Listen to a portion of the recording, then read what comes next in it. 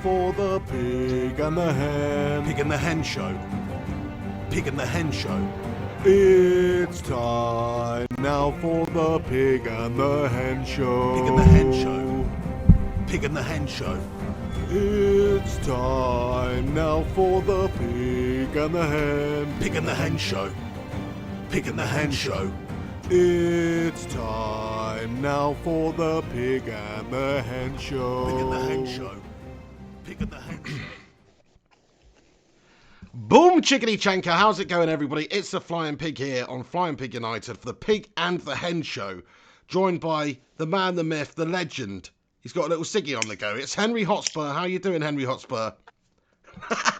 You're looking particularly well, badass over there, mate. Thank you. Well, I'm very well. Still out here on Jomtien Beach, enjoying my holiday. It's going to come to an end. I'm flying back to China at the end of the week on Sunday.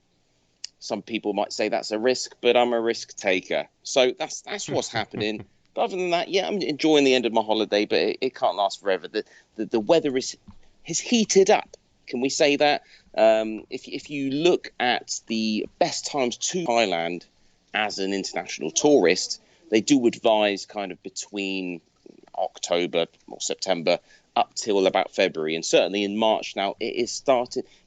The thing is, the weather basically stays the same the whole year round, but it just heats up that little bit, and you get the humidity. The mozzies are out. I've had a couple of bites, and nobody likes to get bitten, especially when they're doing the Pig and the Hen Show. Fair play, mate. Fair play. Well, yeah, good luck travelling back, mate. I know it's going to be a bit of a sketch out, but yeah, just get all the masks and all that stuff on.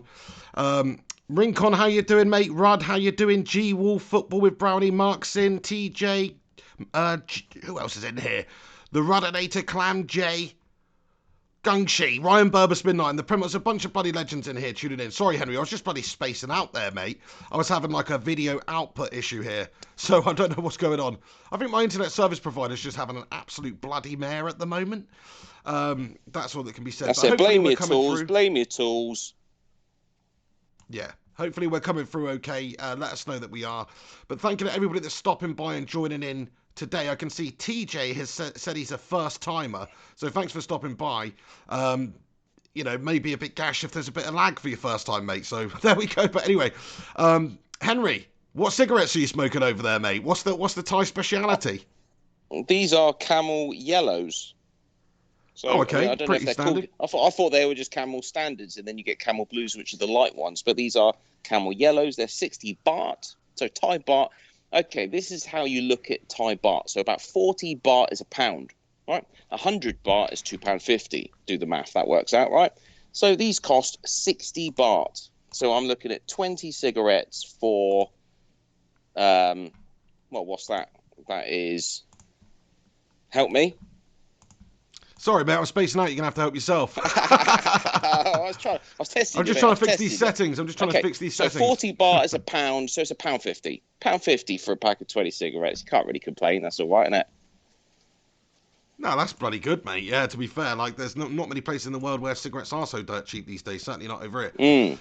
But that's not a good thing, I suppose, mate. It's not a good thing. But either way, probably not the best. How do they compare? How do they compare to the UK Camels? Because I've had some questionable cigarettes abroad, which they may say they're the same brand, but in fact they turn out to be something quite disgusting. I don't know if you found that. Okay, at well, all. I had a few packs of Camel Blues, and they weren't very nice, but these ones are okay. Yeah, it seems like a proper fag, so I'm not complaining. I mean, I'm not a heavy duty cigarette smoker. I'm not. I just buy a pack here and there, and I'll enjoy one here and there. I'm on top of my smoking rather than the smoking being on top of me, and that's how it should be. I'm making the choice rather than the cigarettes making the choice. You know what I'm saying? Absolutely. Well, yeah. Thank you you all for stopping by. Are we coming through okay? Please do let us know in the comments section. Let's get into it then, Henry. I mean, obviously, Pig and the Hen Show football podcast. What a weekend of football for both of our sides. Not exactly the best. In fact, it was pretty gash in the end, but obviously it was gasher for some. It's more gash for some than it is for others. Do you know what I mean? And that's what sort of leads me on to, Tottenham, and obviously losing with Jose Mourinho, and 3-2 against Nuno's Wolves. I mean, come on. That's a bloody calamity, no? Yeah, it's not good at all. It's not good at all. considering we've lost 2 games in a row in the Premier League. We were lilliterally 2 points behind Chelsea. If we'd won that game, we would have been in the top 4 at that stage. We lost that one, 6-pointer, if ever there was one. Next game comes along. It's against Wolves, another team that was 1 or 2 points behind us when we kicked off, and they got the better of us, and it puts us down one more time, and it's heartbreaking. It's heartbreaking, but bottom line, we just don't have the strikers right now. You look at any other major team in the Premier League. Any team in the Premier League, they've all got someone. They've all got a striker that we'd have at Spurs that we'd be starting right now, pretty much. I mean, you name one team that doesn't have a player that would be starting for Spurs right now in terms of having someone that can just hold the line and play up front. That is a major issue. And okay, you could accuse me of making excuses. I am making excuses. We should still be able to do what we can without a striker, and we did. We scored 2 goals.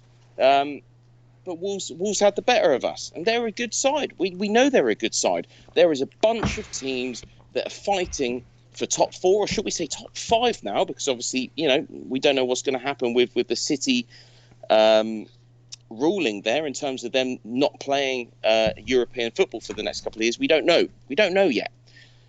But there's a bunch of teams. It's Manchester United. It is Sheffield United, Wolverhampton Wanderers, Tottenham Hotspur, Arsenal are there. Everton are there. You could even look at a team like Burnley are kind of on the cusp of it. So it's all to play for at the moment. It really is. Yeah, I mean, it's no disgrace. We've come up against Wolves a bunch of times this season, and crikey, they are a very, very good team. Nuno's done a great job there. They've actually got a fantastic set of players as well. Like, you can't fault Wolves' team, like, fantastic team. And just the way that they go about it, they're a very good team. So it wasn't actually that much of a surprise. But at the same time, I do think that even without Kane and Son, it's like Spurs shouldn't be losing that game at home, obviously. I mean, they did lose it, but they shouldn't be losing that.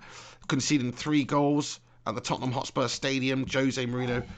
I mean, holy shit, it's a bit of a bad time for Jose, because he is up against it without his best players, but still though, I think he should be doing better, mate. He's conceding a lot of goals, this man. Yeah, I can't disagree. I mean, it was a questionable starting 11 in terms of our defence. I mean, I know Lloris has picked up some random injury apparently, so we start with Gazzaniga in goal. If you look at our centre backs, we actually started with Davinson Sanchez and Tanganga. And don't get me wrong, I like to see him experimenting with other players, but as far as I'm aware, there was nothing wrong with Alderweireld's or Vertonghen's fitness.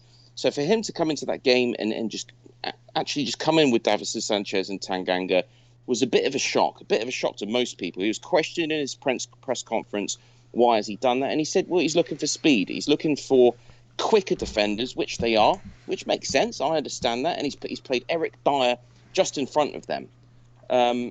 But bottom line, it hasn't worked. I mean, it's easy for him to come out and say, well, that's what I tried to do, and you can't really blame the defenders for it.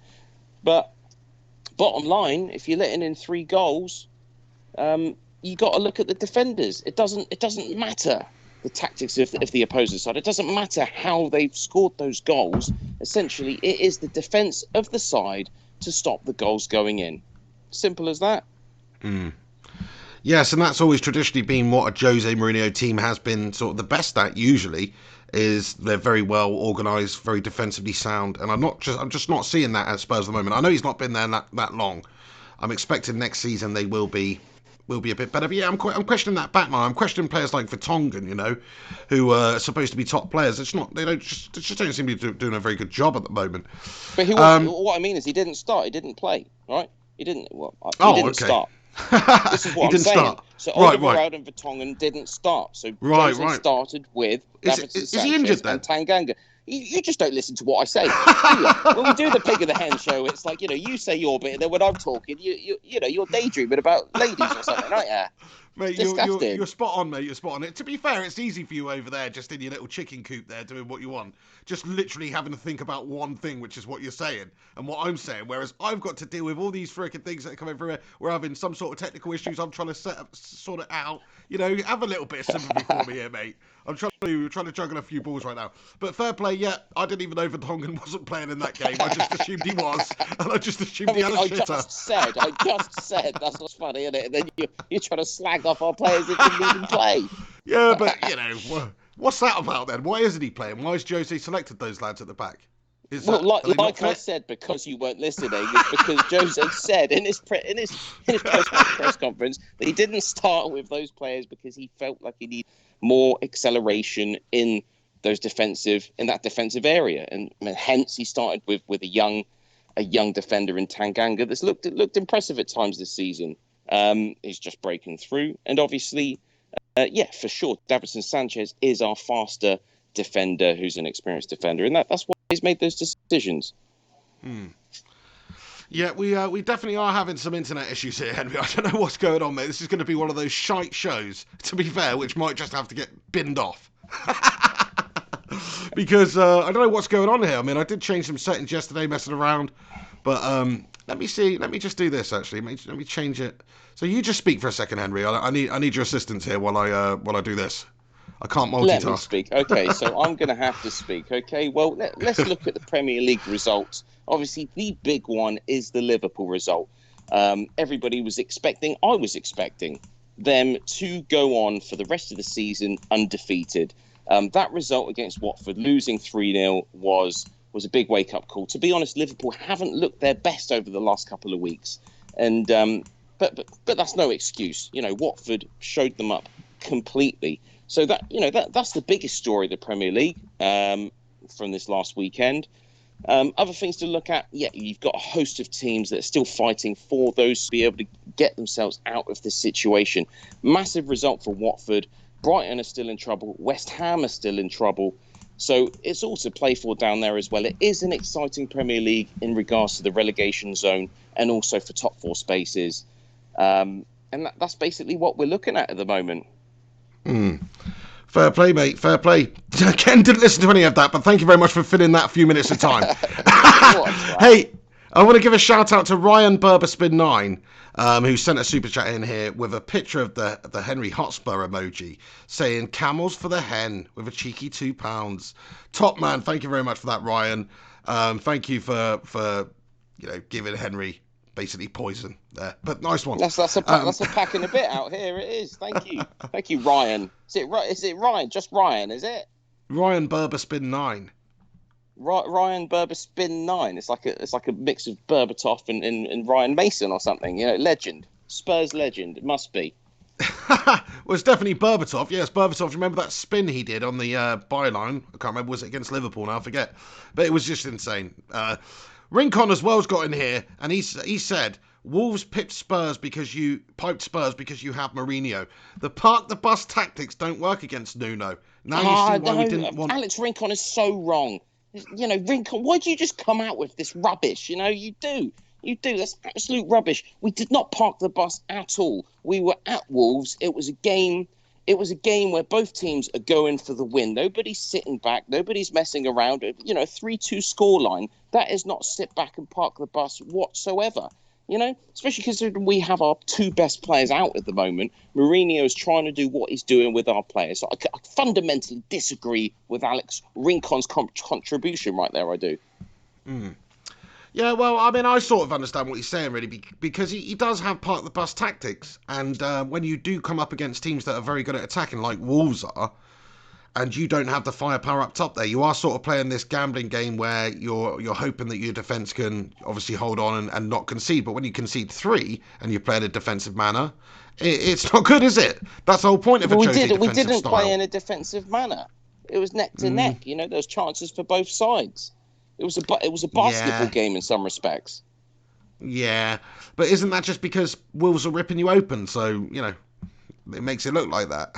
Well, they were. They've got a brilliant team. I mean, what does disgust me more about Jose Mourinho is in his post-match press conference. He's just loving. He's loving Nuno Sanchez. You know, absolutely loving that guy as a manager, Gomez. saying Nuno Gomez. Sorry, Nuno Gomez. Sorry, saying that Fair he's play. a better manager than he was. He was a good goalkeeper, but he's a great manager. He's done great things. He even said, and this is very rare for Jose, but he actually came out and said that, no disrespect to Wolves, but Nuno Gomez, could probably be looking for bigger jobs in future. And that's very rare, because Jose's usual line is, I don't like to speak about players from other clubs. I don't like to speak about managers from other clubs. And he still comes out with that sort of shit. Come on, Jose. You set a president, and you're still happy to basically tout Nuno Gomez for another job in the future. You know what I'm saying? Absolutely, mate. I'm just wondering if we should stop this show and try it again, mate, because it's not. Is it really that bad? Well, has it got anything to do with the fact that I've got my phone set to low power mode? I mean, would that make any difference?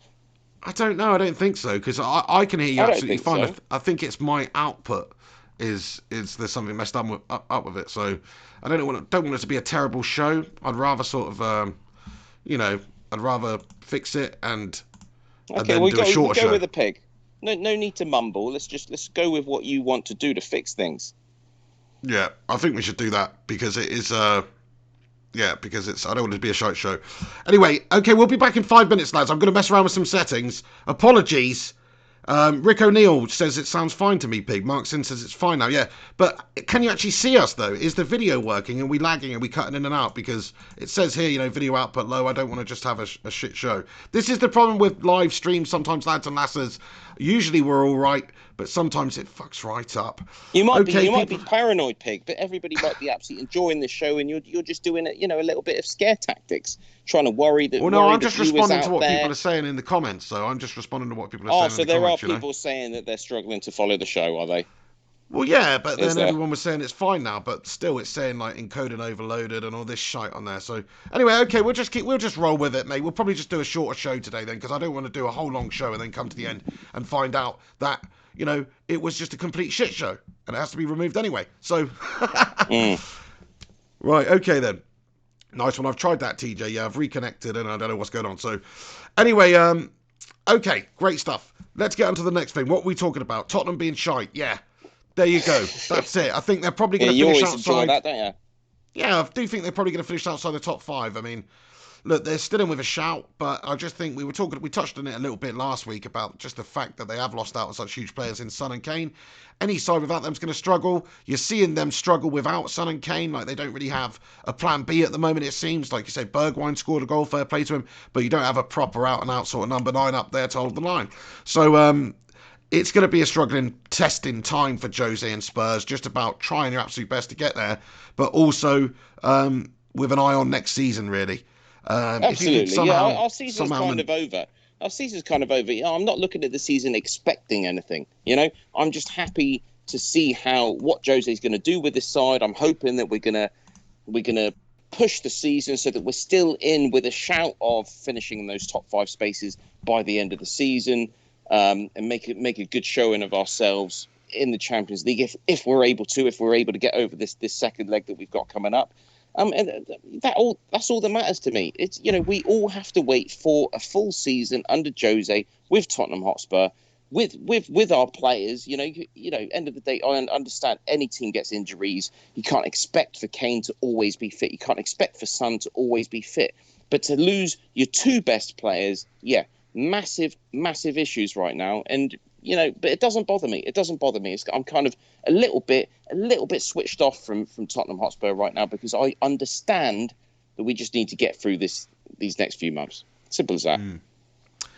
Yeah, I mean, the thing is, though, it does have a massive knock-on effect. Like, Jose's not going to be happy if Spurs don't have Champions League football to play next season. The players most definitely are not going to be happy without Champions League football to play next season.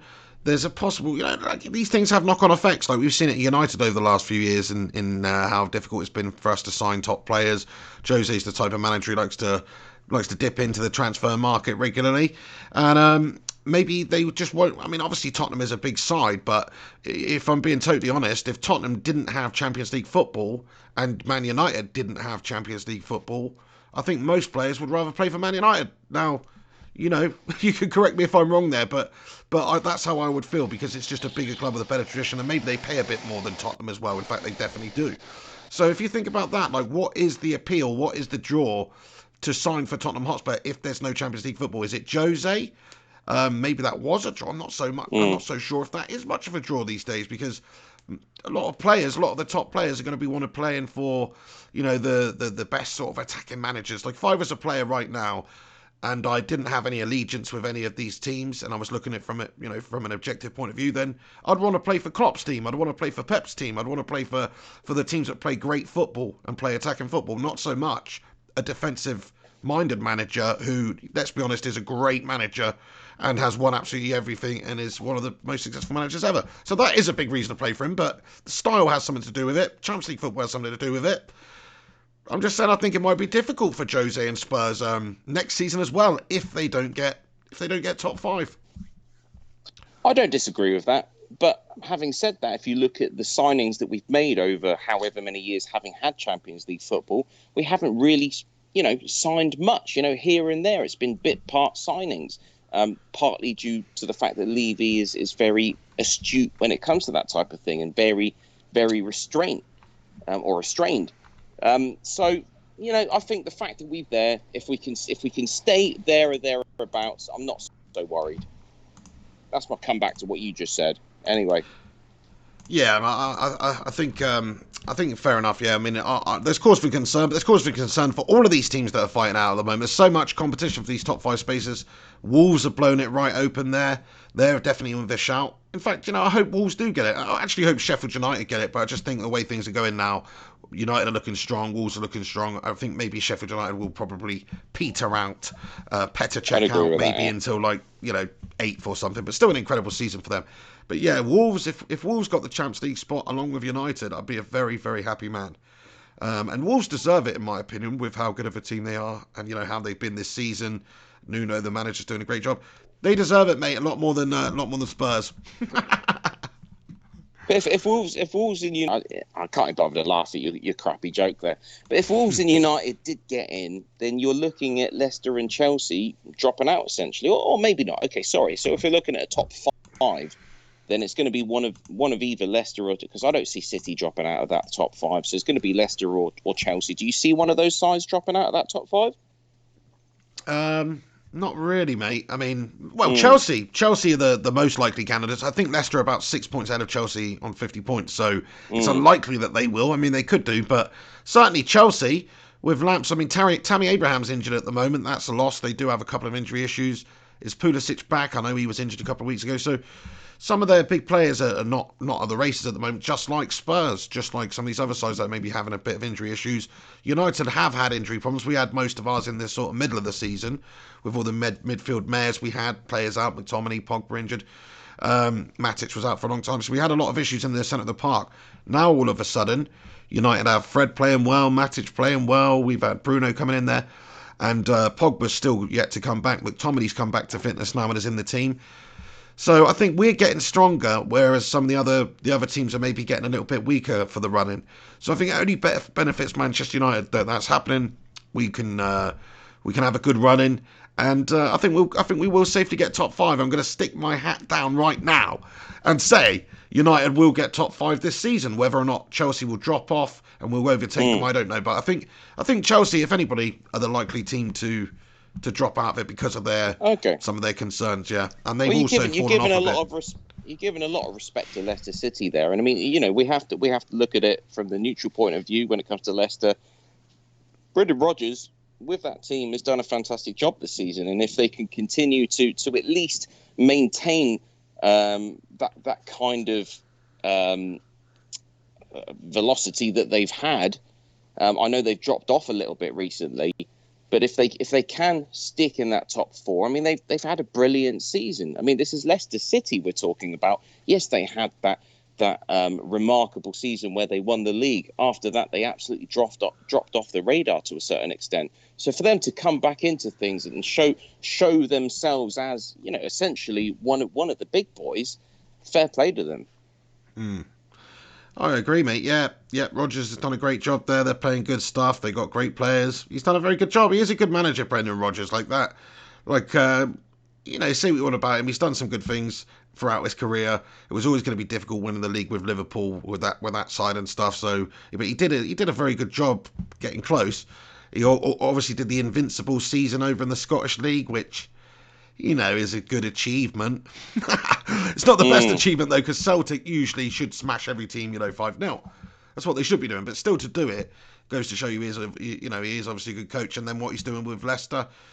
I'm a little bit worried actually, Hen, for England, mate. I was feeling really positive going into the Euros about England. Just to talk about from an international point of view, I think we've got a couple of internationals later this month against Italy and Denmark, so we'll see how we do against them. But yeah, I mean, if you think about England's situation right now with some of the injury issues we got and players out, there is Tammy Abraham's out, Harry Kane's out, Marcus Rashford's out. Is Jamie Vardy fit? Yeah, did he play? Well, Vardy's retired from international football. Having said that, shit, of course. If he was called upon, then there's no reason why he might not say fair enough. If I'm going to basically play every game up front for England, then I'm sure he'd go for it. Why wouldn't he? Yeah, you'd think if he was called upon for the Euros, especially, then he would want to go and play. You would think that, even if he has retired for now. The thing is that what I worry about, and I don't, I know we've spoken a lot about the coronavirus over the last few shows, and I don't want to bash on about it now, but there is that worry that the Euros won't happen. Very much dependent on how bad the situation gets. We might not even be looking at a Euros. I mean, I don't know if anyone's really spoken about that, but that could be a possibility. Yes, I mean that is a possibility, isn't it? There's definite fears of the Tokyo Olympics being stopped, and certainly the Euros are at risk here for being stopped because of the coronavirus. I did see actually, was it Steve Clarke, Scotland manager, refusing to travel over to Amsterdam for some sort of draw or whatever it is because he's because of fears of the coronavirus. So there's already people who are stopping their travel plans and stuff because of unnecessary risk of travelling, and that's just going from Scotland to Amsterdam. So I don't know what he thinks he's going to contract there. He's more likely to contract, I don't know, like heroin addiction. more than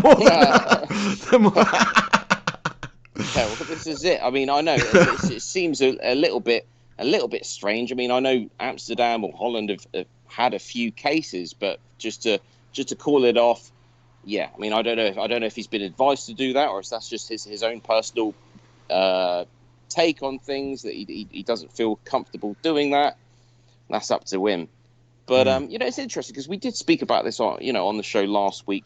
In regards to the possibility that Champions League, Europa League could be affected, let alone the Premier League, depending on how things go.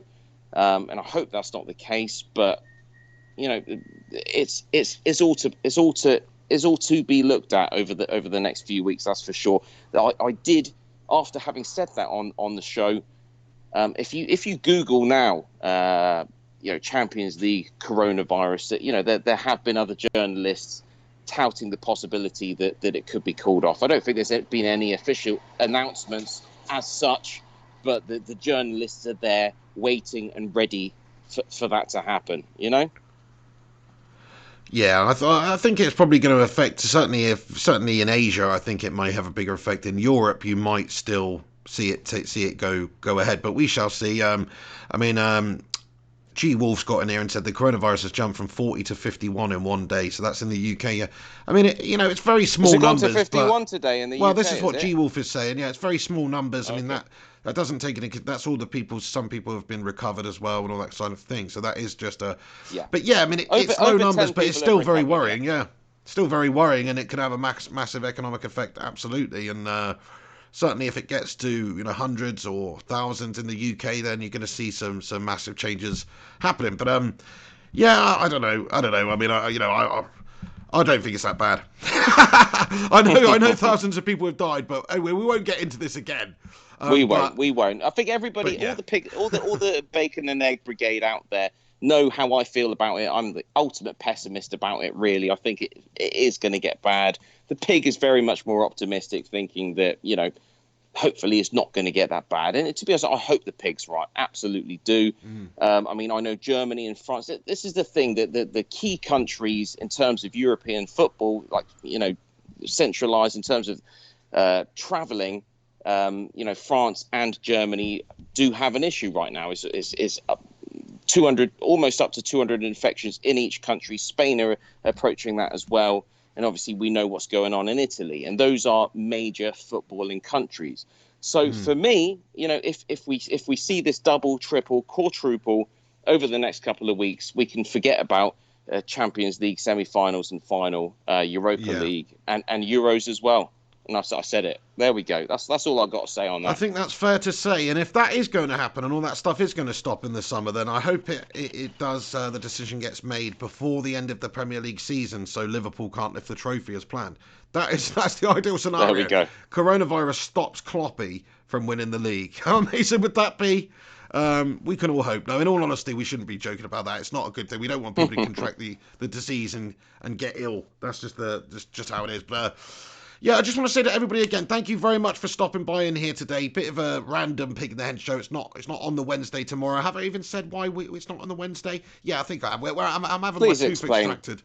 Well, I'm having my Yes. tooth extracted on Wednesday at 11:20 a.m. So it's just not really a good idea to come back with a gammy mouth and then do the Pig and the Hen show straight after. The thing is, I think there's football players out there that have had worse issues or injuries than you, gone out to play massive games. But no, when it comes to the Pig, I'm getting my tooth out. It's like, right, rescheduling the match then. That's how you roll, isn't it, Pig? Well, if somebody was having their toe off, I think they would probably not play the game of football, mate, to be fair. Do you know what I mean? Because it's the same sort of thing. Like a footballer uses his feet. I use my mouth, mate. I use my mouth to talk. You use your teeth. And also down the docks. People. But listen, seriously, so there's going to be no show on the Wednesday because I'm having my tooth extracted. I think that's fair. I think I should be allowed at least one day to heal, mate, before I have to speak and bleed physically on the show. Do you know what I mean? Like, I'll do the show if you want, People Amber. did enjoy I might just be watching here that. foaming People at the wanted to mouth. see Do you know what I mean? People would want to see you with a tooth missing and see a bit of pig blood. I'm sure. People like a bit of black pudding. You know what I'm saying? True, mate. Do you know I've only ever had black pudding like once in my life, mate? But I must say, I rather enjoyed it. Did you? I don't think I've tried it, actually. I would try it, but I don't think I have. I might have done. Bit of a strange. It's like some weird sort of like congealed bloody sausage, isn't it? Yeah, it's quite sweet. That char sweet. grilled taste. Yeah, the one I had was very sweet, very tasty. But anyway, I'm sure there's some Americans tuning in right now who are Googling black pudding and literally vomiting in their mouth. Fair enough. It's not for everyone. Just to dive into the comments for a couple of seconds here, we got the Primot, how you doing? One of the channel members, absolute bloody legend. Thanks for stopping by here. Says, Calvert-Lewin carved us to bits the other day. Yep, that's a good point as well, actually. Like, if you look at Calvert-Lewin, I think he's doing all right in terms of goals as well that he's scored so far this season for Everton. Good young English player.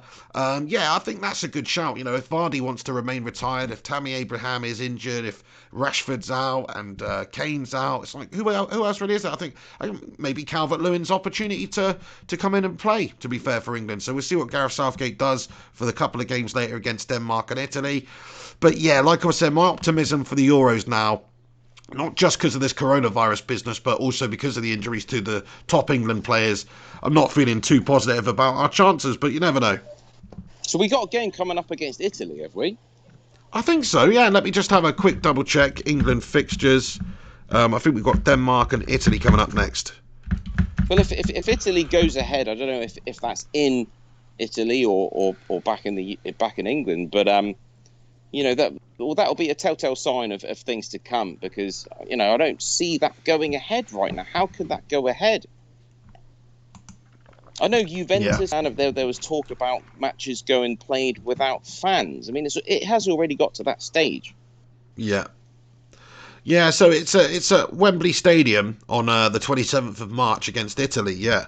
So there is a possibility that something may be changed and affected there. I don't think that it's a really great idea to have a lot of Italian fans travelling into the UK, into the capital right now with the coronavirus, the situation it is in Italy. Last I saw, they had 400 odd cases. I'm guessing it's probably worsened since the last I saw. It's thousands. Yeah, it was already Is thousands. it thousands in Italy now? Because I'm on top of this every day. Oh yeah, Jesus, it's thousands in Italy now. Well over 1,000. Yeah, over 50 oh, deaths. Holy shit! The vast majority of the spread across Europe has been people returning from Italy. So it's not so much Italians going to the rest of Europe and spreading this. This is people returning from Italy, having been infected, and then being diagnosed.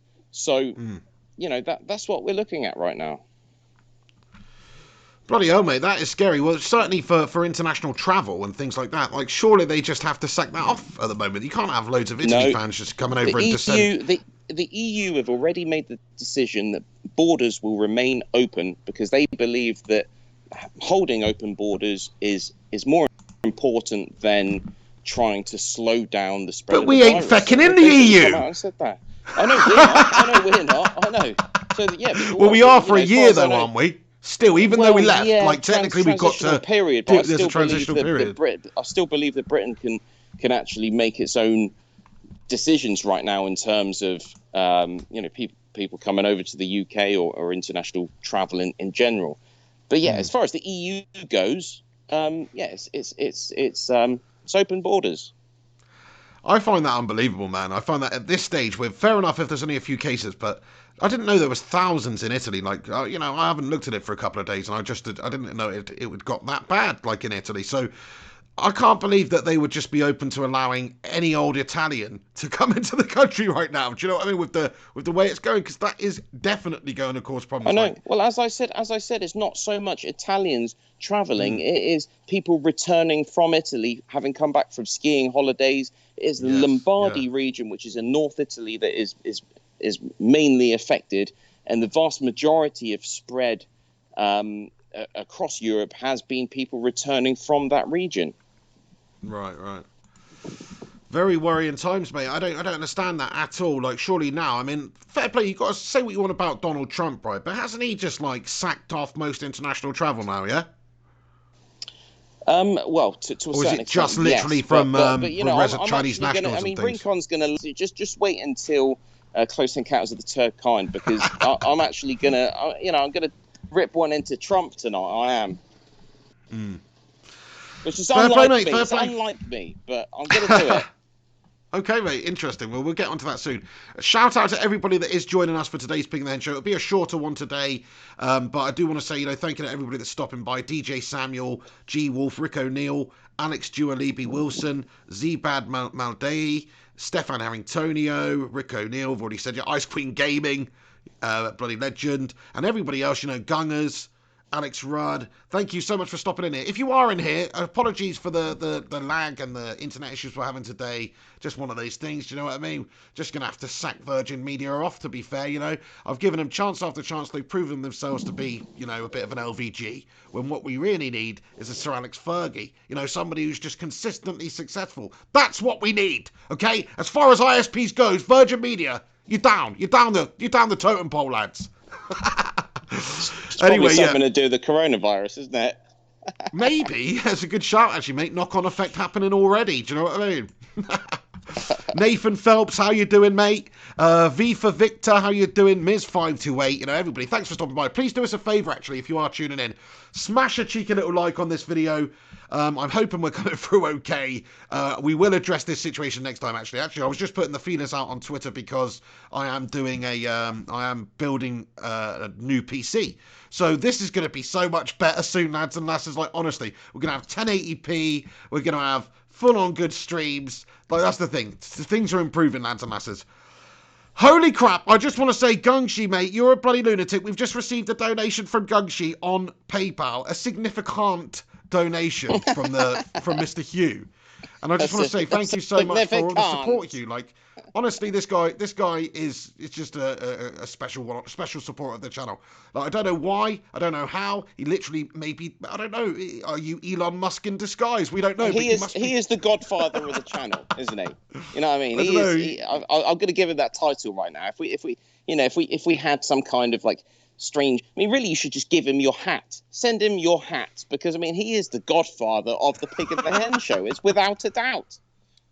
Definitely, yeah. Well, he did say a moment ago in the live chat, which I just saw, put your teeth on eBay, Pig. So I think he would definitely love some of my personal possessions. So I think I'm just going to send him my tooth and my hat without even washing it. But either way, thank you so much for that, Gungers. Much appreciated, lad. Yes, Gungshi says, better a park quiz than no quiz. Gungshi says, what's this? Have you got a park quiz for us, Mark Sin, or is Gungshi getting my hopes up there? Either way, thank you very much to Gungshi for that. Thank you very much to everybody that's getting in here. Thanks for Mark Sin for being a great quiz master as well. And obviously, we'll find out whether he can do it or not, but I don't know. I don't think we can. We'll have to do that next time. But either way, thanks for that, Gungers. And I want to just read out your message that you've put along with it. He's commented and said, hey, you two rascals. Thanks for doing the Pig and the Hen show tonight. Had a crappy day, so it's just what I needed. Much love to both you and all the Bacon Brigade. Gungers, mate, thank you so much for that. Hope your day is getting better. Sorry to hear you've had a bad day. Wait a sec. He missed out the egg. He missed it out, didn't he? Was it just? Did he just mention the bacon? He just mentioned the bacon, mate. Yeah, sorry, I'm disappointed, Gangers. There I am. You've let me down there. You have. Yeah, sorry. That is a recurring theme, unfortunately, Hen. You never hear anybody saying the Egg Brigade, do you? Just on its own, the Egg Brigade. Shout out to the Egg Brigade. Nah, you just don't get that. I'm joking, what I've got to say, the Gungers. Do you know what I mean? Sometimes I'm having a terrible day, and do you know what? Just doing the Pig and the Hen show puts me in such a better mood, and we got such a great community out there, and I just enjoy doing this. I think the Pig does as well. The Pig's actually told me in private. I know he does all his other stuff online, and it's basically just him, and he's doing his watch-alongs or whatever it is. But I think in your heart, Pig, when it comes down to your channel, when it comes down to the nitty-gritty of it, I think the Pig and the Hen is closest to your heart, is it not? It absolutely is. They're not the most. They don't get the most subscribers or viewers or anything like that. But in terms of my enjoyment of what we do on the channel, then yeah, definitely. Because at the end of the day, I'm just here having a casual sort of conversation with my old school friend. You know what I mean? Whereas when I'm just talking to a camera, we weren't friends at school. Just make that clear. Right, I think we made that clear before. I was just merely saying that we went to the same school. Okay? Yeah, we did, but we weren't friends. And I think that's a little bit harsh to say we weren't friends at school, Henry. Like, I would have considered just about. I'd have considered you, matey. All right, we weren't in the same circles. We weren't the closest of friends. That happened later when we were in the same place of employment together. But I think that's a little bit harsh, Hen, to say we weren't even friends. Debatable. It's debatable. Well played you, though, mate. Thank you. Thanks for that. So, yeah. Gunga says, Pig, I won some money on a scratchy card today. Thought I'd donate some of it to you two mentalists. Bloody hell, Gungas, you're a nutter. You're a nutter. Thank you so much, mate. And sharing that good luck around. And shout out to everybody who's in the Bacon Brigade as well, who just generally gets in here in the comment section and makes this community brilliant as well. Bacon and Egg Brigade, mate. Please, come on. Do you know what I mean? You're gonna make me angry. Yeah. Yes, I agree. We should do a marathon Pig and the Hen show one day, a 24-hour charity stream for charity, mate, a charity of our choice. Let's do that, Hen, one day. Iqbal Hussein says, Mr. Pig, why is Henry not doing the show from your bedroom? The 2016 shows were great, especially when Spurs beat United 3-0 in 2016, and Henry was absolutely loving it. Is this the first show that this chap's tuned into since that one? Because, I don't know, Iqbal, but get thank with you. The times. You've been living under a rock, my son. Yeah. Yeah, I mean, we've not done it for years like that because Henry's moved out to China, you see, quite a while ago now. We've just been doing the show like this. There are some technical issues that are associated with that, but either way, it's great that we can still continue and do the show. But yeah, you've not been here for a little while then, Iqbal. Great to have you back in here. Thanks for stopping by. Well, that's it. And just to let you know, I'm not in China right now. I am in Thailand. Just if you wanted to know. There we go. Crikey. Anyway, so yeah, I did used to enjoy doing the shows back in the bedroom days, but it's generally a better show now. I think if you stuck us in a room together right now, it would be an even better show now, though. just because that's how it would be, and it's just much more natural, and there wouldn't be any technical issues and all this garbage. So it would be better, but it's just not feasible. It's quite amazing. I don't know if I said this the other week, but like modern day technology, when you actually think about it, like Henry's just, look where he is. He's outside of his, I don't know where you are, near your hotel complex or wherever you are. He's out in some sort of what looks like a chicken shed at the moment in Thailand on his what? Are you on data? Are you on Wi-Fi? What are you on? I'm just on data. I'm literally on the data from a tourist SIM card. So when you come out to Thailand, you go, 7-Elevens are everywhere. They dominate this place more than McDonald's do. Do you know what I mean? 7-Elevens are bloody everywhere. Okay, so you go into a 7-Eleven, and they've got SIM cards there readily available, and you pay however many 100 baht for however many days you want, and you just get really fast, brilliant 4G network and data, unlimited calls, international calls, etc. For that amount of time. So, what you've got to remember with Thailand is they are all up and running when it comes to serving tourism, because that is their number one economic income, as far as I know. So when you come to Thailand, you're going to be well looked after. If you haven't been here already, it's a brilliant place to visit. Absolutely. Well, it looks very beautiful where you are as well, mate. That Jomtien beach, it looks absolutely like paradise, to be fair. So fair play, and it's obviously very reasonable out there if a pack of ciggies is about £1.50 or whatever it was. And how much is a pint in a bar then, on average, that you've encountered? Well, depending on where you go, I mean, usually they give you the small bottle, so you're looking at a 330 milliliter bottle of 5% lager. It's going to be a Chang or a Leo, or a Sing. Some people pronounce it Singer, but actually it's Sing. Okay, and yeah, you're looking at less than 100 baht, which is what, less than £3. So I mean, it's not cheap as chips if you're going out, but who cares? End of the day, it's not unreasonable. It's a brilliant place to go when it comes to any guy that wants to just go somewhere, have a good drink, have a good time. Everybody knows Thailand for the ladies as well. You know what to expect. And if you don't, look it up, because I'm not going to explain it to you right here, right now on the Pig and the Hen Show. You probably wouldn't be the best person to talk about that anyway, Hen, being a happily married man. Do you know what I mean? I don't think. No comment. No comment. No comment. I hope the missus don't watch this bloody show, mate. That's for sure. She obviously doesn't. Anyway. Well, yeah, no, don't let me speak. Go on. No, I know Henry. Henry is a very, very faithful man, to be fair to him. Anyway. Just opened up a can of worms there on the show, haven't you? Right, so yeah, I just want to give a few shout-outs to some new viewers we've got in here today. Thulani Bukhani, how you doing? Hot Shot, how you doing? Says, morning bacon and eggs. Morning bacon and eggs. So he referred to the eggs. So fair play to your Hot Shot.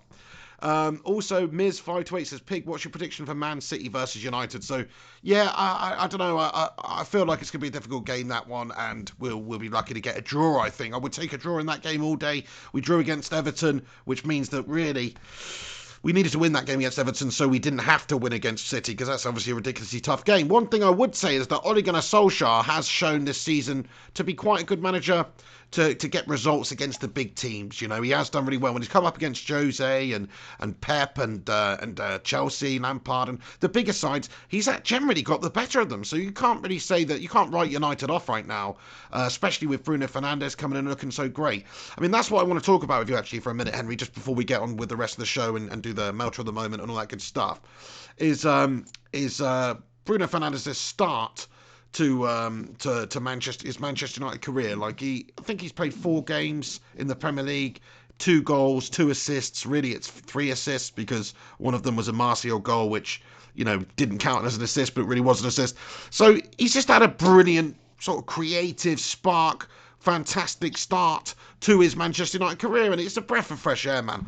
Absolutely loving what I'm seeing with Bruno Fernandes. So massive shout out to Bruno, massive shout out to the way he's approaching these games and looking like one of the best players every time he's played. Even in that Everton game, United were reasonably ropey, And we haven't even talked about De Gea's calamity and all that good stuff. But yeah, Bruno was the man to get on the score sheet. Bruno was the man who was really pressing United and trying to get United going forward and stuff. What didn't happen. I mean, the second half was abysmal for United. I don't know if you saw the highlights or the game at all. Did you, Hen, against Everton United? Sorry, man, I wasn't listening to anything you were saying. Do you know why? Because I was trying to fit it right. Basically, check this out, right?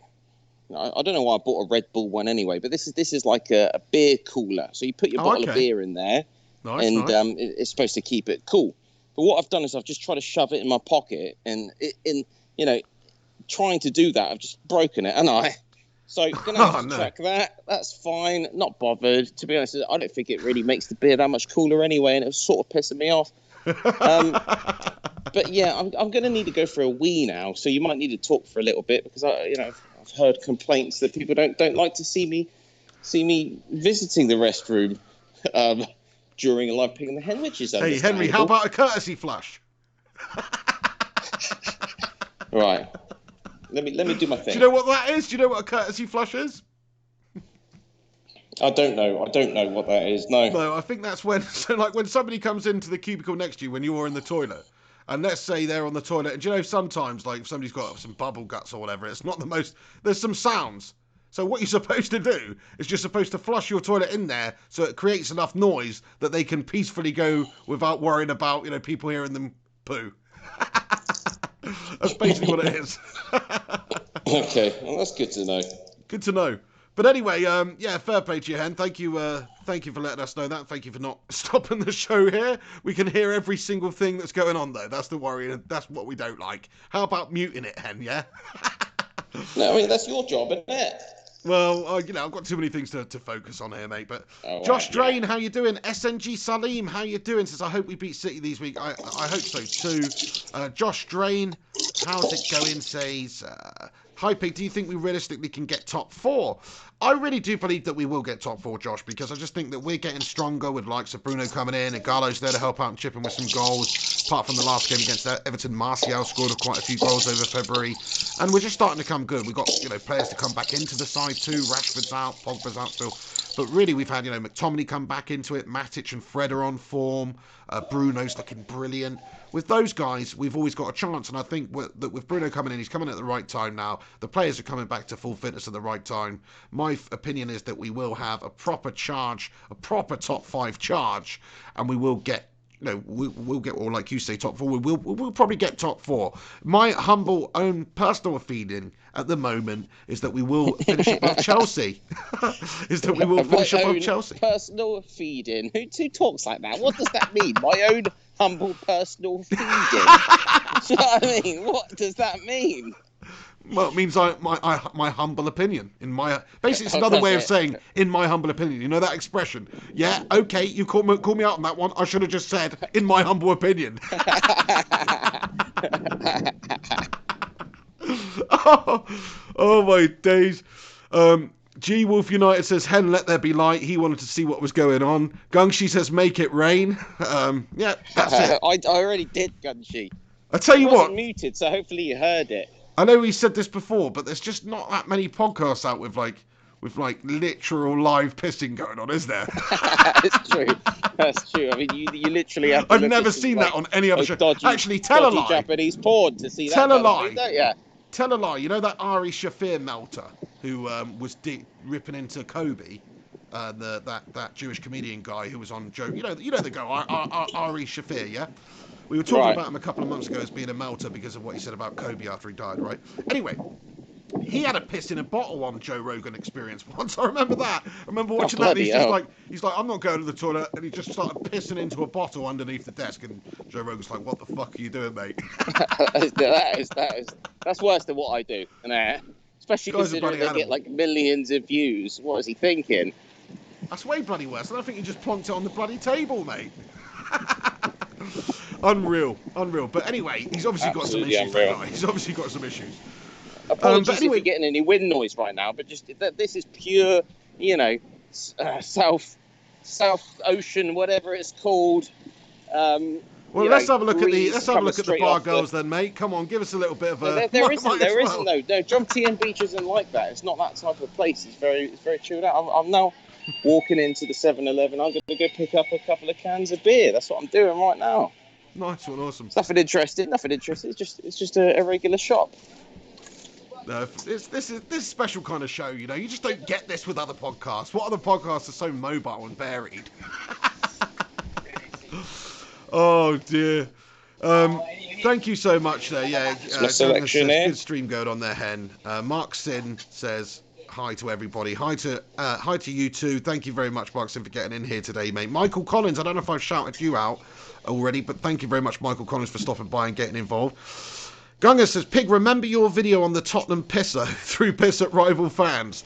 Yes, I do. You know, was that Henry Hotspur in disguise? I don't know. Some may say there was a similarity there. But either way, plus, you know, the amount of, the amount of dodgy stuff that's been drank over there in Thailand, you probably have the same sort of colour piss as that guy as well. Which, by the way, was Incredible Hulk green. Like, what do you have to drink to get green urine? I don't actually understand that. Like, in all honesty, has he just been living on a diet of sprouts for the previous week, knowing that he was coming up against West Ham and wanted to have the smelliest urine possible? Like, who knows?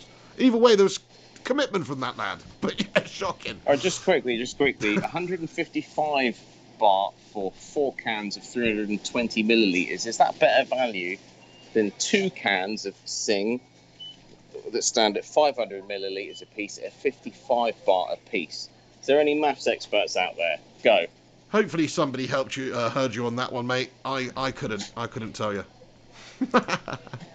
Does it not have like the baht per litre, but part per milliliter like it does in the UK? Right, let's just work this. Come on, I used to work at a casino. I used to be a croupier. I should have very good mental maths.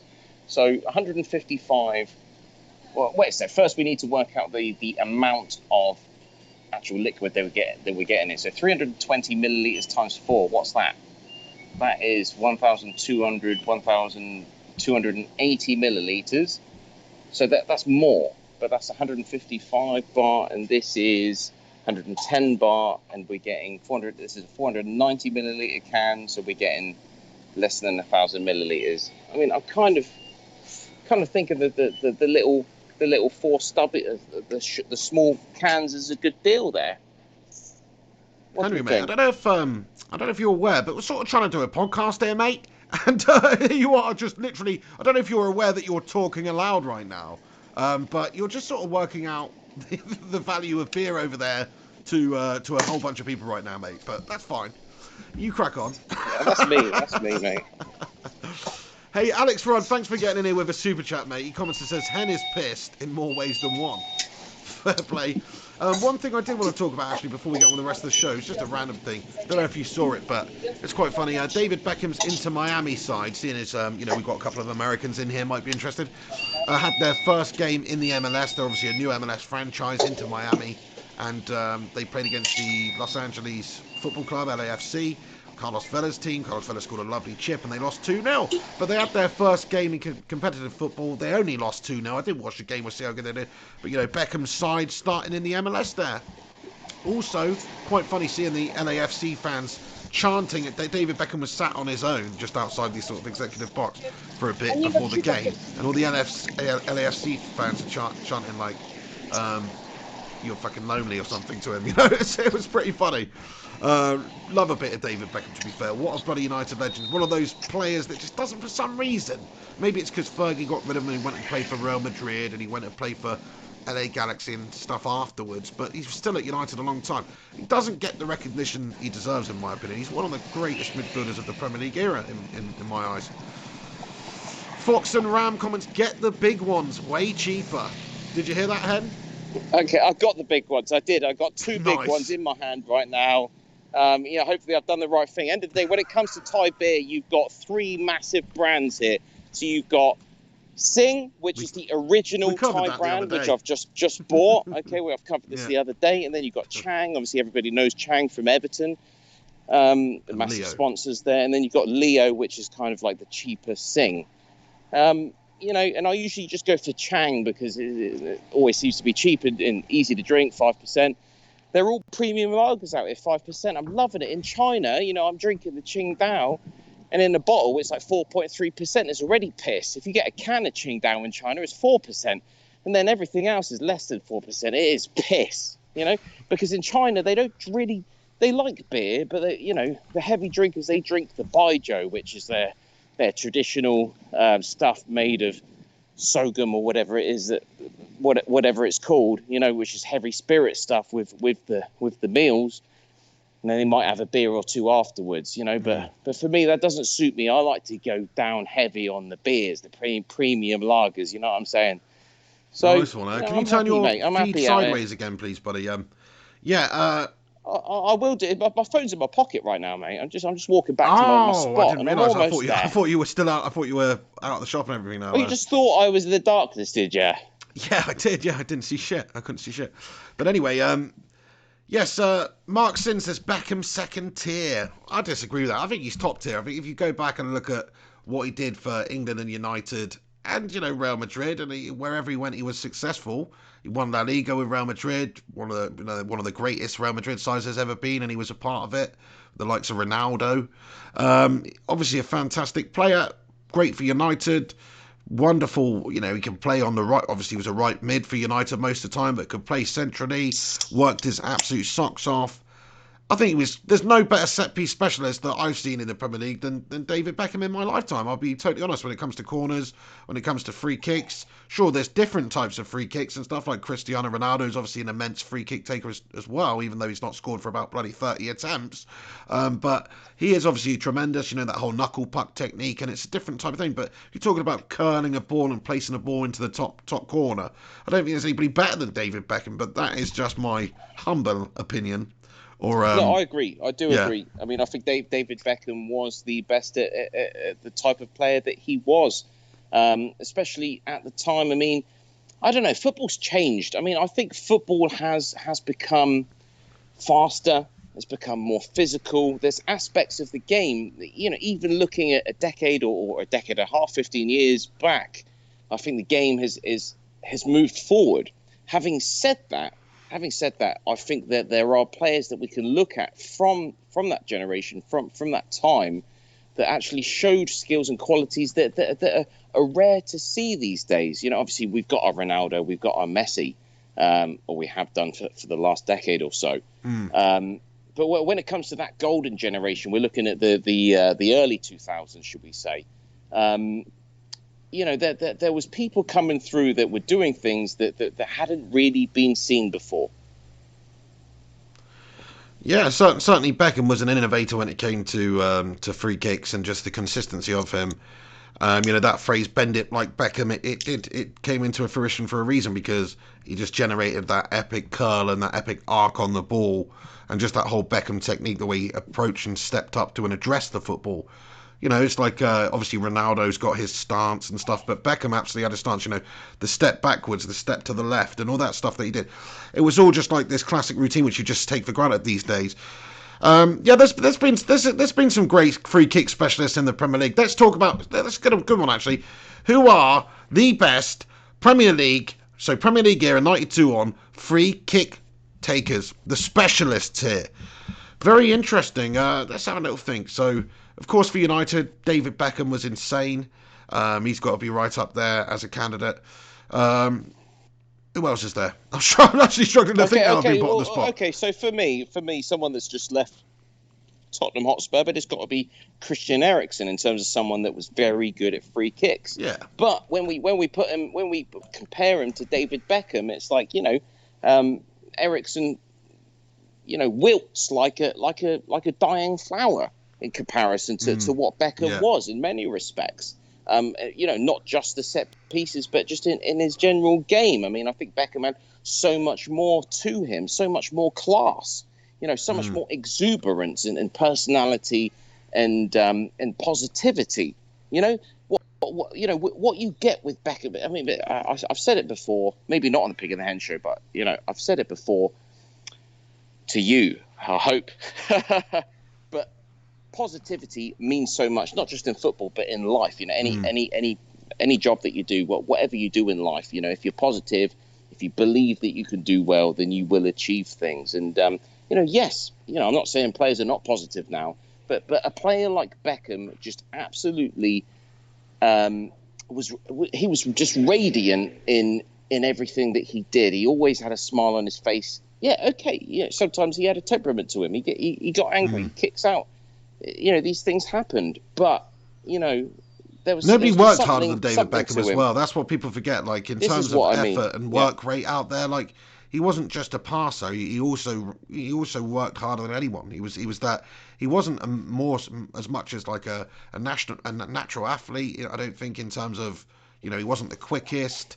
He wasn't the best at taking men on. He worked and he practiced his socks off to be a great passer of the ball and great at free kicks and all that kind of thing.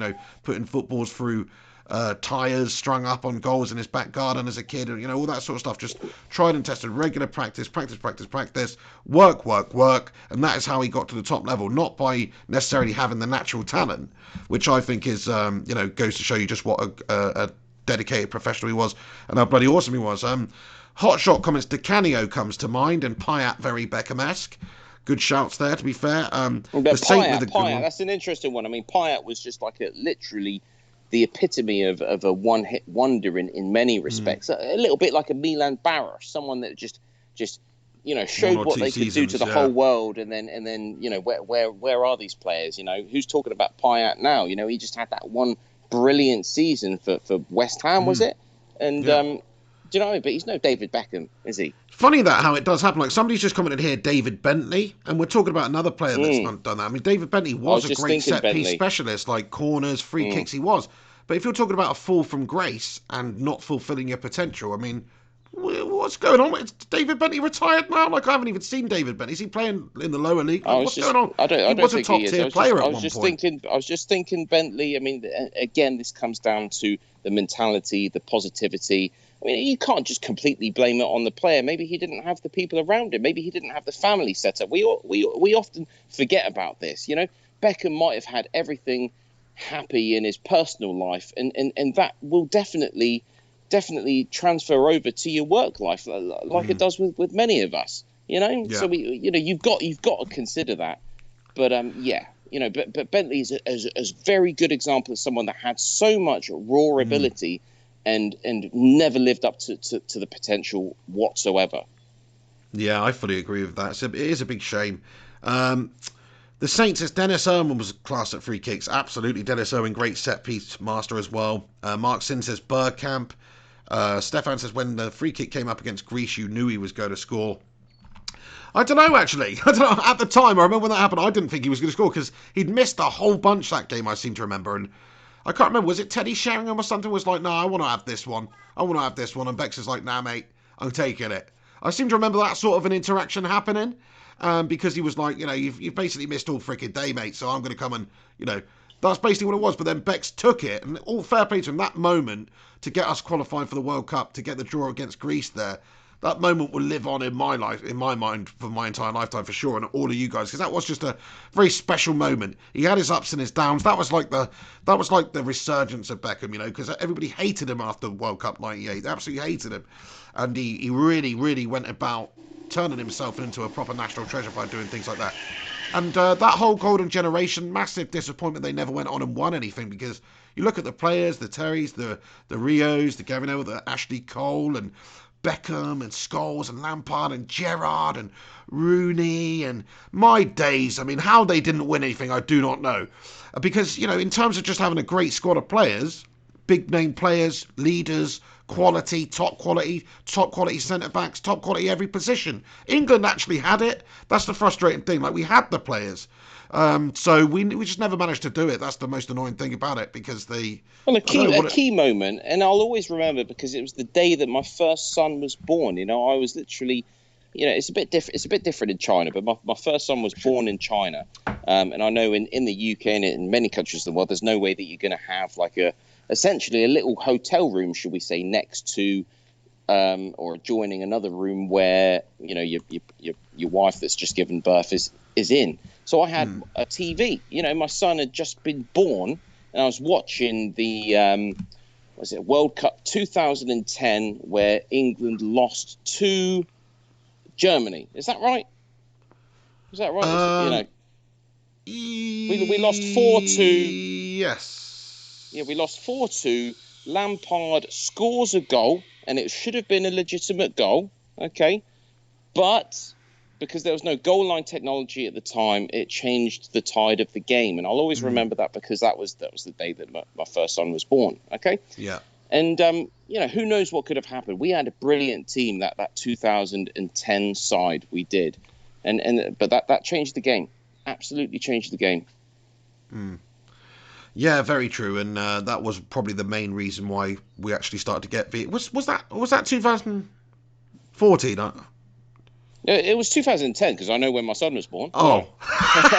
You can question me on the other facts of what. No, you're absolutely right, mate. Sorry, I'm just having a bit of a... I was just trying to think, God, has 10 years gone by? 10 years has gone by since that happened. I find that incredible. Absolutely, yeah. I find that absolutely incredible.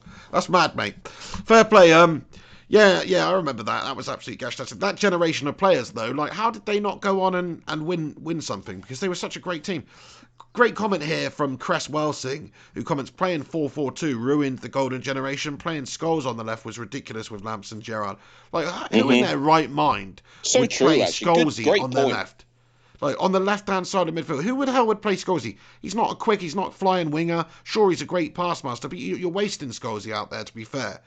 And it's Absolutely just that Scholes is such point. a great, who complete player. The fact that you had to move him out there and try to accommodate Lamps and Gerrard, because they're less likely to be able to adapt than Scholes there. So it was just wrong. Yeah. This is exactly what was it? Fabio Capello. Is that right? Was that our manager at the time? Well, Sven Goran Eriksson did the same. Was it Capello? Just am I 2010 right? It was Capello, yeah. 2010 there we it was, go. yeah. So Capello, what he did wrong was he was trying to play all our best players at the same time. So, I mean, okay, for example, Scholes on the left, Lampard playing, Gerrard playing. It just didn't work. What he needed to do was know that he had such a strong bench, and he needed to choose the players that he wanted to play in those certain positions, and then fill the rest of the field with other players that would support those players. And this was the issue with the golden generation, because we had so many talented players. The manager felt like, and I don't think Capello was the only one to blame here, but I mean, certainly in that year, I really felt like we had so many good players that could play in a certain position, and he was trying to field all of them, and it really just didn't work. Simple as that. That's it. It wasn't a balanced team. That's the thing. Yeah, it wasn't balanced at all. What you needed was, your no-nonsense CDM in there. You needed a flying winger. So if you think about it, like, Manchester United had a lot of success with that midfield with Keane, Scholes. So you got the defensive player, you got the creative player, you got Beckham on the right, who was like this pass master. He wasn't quick, but he was a pass master. He could arc those balls in behind defences, which a lot of people couldn't do. And then on the other side, you had Giggs, an absolute flying winger, take people on, dribbling past players, cause trickery, all that stuff. It was a perfect balance of a four-man midfield, in my opinion. Whereas with England, we never had that for that golden generation. Always round pegs, square holes, nightmare. Yeah, absolute nightmare. But I mean, if looking back, we should have tried our best to have a team that was more balanced. It was no good playing all our best players out, because just because you've got fantastic players, they can't all play. They can't all play. You need to have a strong bench, but encourage other players, maybe younger players that can play in these other roles, playing next to the golden generation boys. I think that we would have done better with that. But everything's good in hindsight, isn't it? Yeah, but I fully agree. If you look at England's best World Cup performance since 1990, which is just this World Cup from a couple of years ago in 2018, like, crikey, that wasn't a team full of stars at all. Sure, okay, yeah, Harry Kane, great player. But really, it was just a better team performance from the players than the previous years. Even though the sum of the parts is much, the individual parts is much less than what we previously had. Because I think Southgate did do that exactly. He did play to England's strengths. He did select the right players for the right roles, which is something that the previous managers absolutely did neglect to do. This is why he's still in the job. Southgate did a good job. No one can deny it, and that's why he's still at the reign. Simple as that. Yeah. Interesting debate here as well from Ian T. Thank you for getting in here, Ian T. He says Lampard was a level below Scholes and Gerrard. So do you know what? It's a funny one, isn't it? We can talk about this until we're fan, is it, that guy? No, we can talk about this until we're blue in the face, and it's really hard to say. But how can you deny Lampard's goal scoring record? He's got the best goal scoring record out of the lot of them from midfield. The That's a man scored statement and a goals all half, day long. If you want to bloody hell. talk about a goal scoring midfielder in the Premier League era, there's not many better than Frank Lampard. So yeah, Gerrard was an all-round better midfielder than probably all of them. He could defend. He had that real leadership, that passion, that drive to bring a team on. He could shoot. He was a good all-round quality Gerrard player. was amazing at set pieces, but Lampard was, I think, the best player we've actually had over the last couple of decades when it comes to a midfield player that knew where to be at the right time. Driving in from that attacking midfield position, picking up the ball and scoring the goals. I don't think anyone did it quite the same as Lampard. Not great for England, I would say, but that's probably the system. But for Chelsea, definitely in the Premier League. For Chelsea, absolutely, yeah. But but at the same time, Scholes and Gerrard, they never performed quite to the same level as well. So there's that argument there, isn't there, when it comes to England? Absolutely, yes. I mean, yes. In my opinion, Scholes is the best. He won the most. He was that metronome in United midfield. He ticked everything over for United, the most successful team in Premier League era, while Scholes was there. So to discount him just because he doesn't have the goal stats or the defensive stats or just stats in general, look at the stats that actually matter, which are influence, which are success, which are winning things. That's what actually matters in my opinion. And also, even if we're being honest now, it's like he was like a Pirlo type player, wasn't he? He was just a passer. He wasn't a jack of all trades or great at everything like a Steven Gerrard, for instance. He's more of just that pass master in the midfield, which is what I would want. You need the right balance. You can't have Scholes without the Keno, just like you couldn't have Scholes and Lampard and Gerrard all working together at the same time. Just doesn't work really. And that's what they were trying to do. Shove all the players on. You've got to somehow fit in Lampard and Gerrard. That was, I was a schoolboy at the time. For many of those early 2000 years or later 2000 years, it's like this is all me and other school friends would talk about. It's like, how do we fit these two players into a first 11 for England? That was the answer should have been. And there was no answer, was there? Well, the answer should have been you shouldn't. That's as simple as that.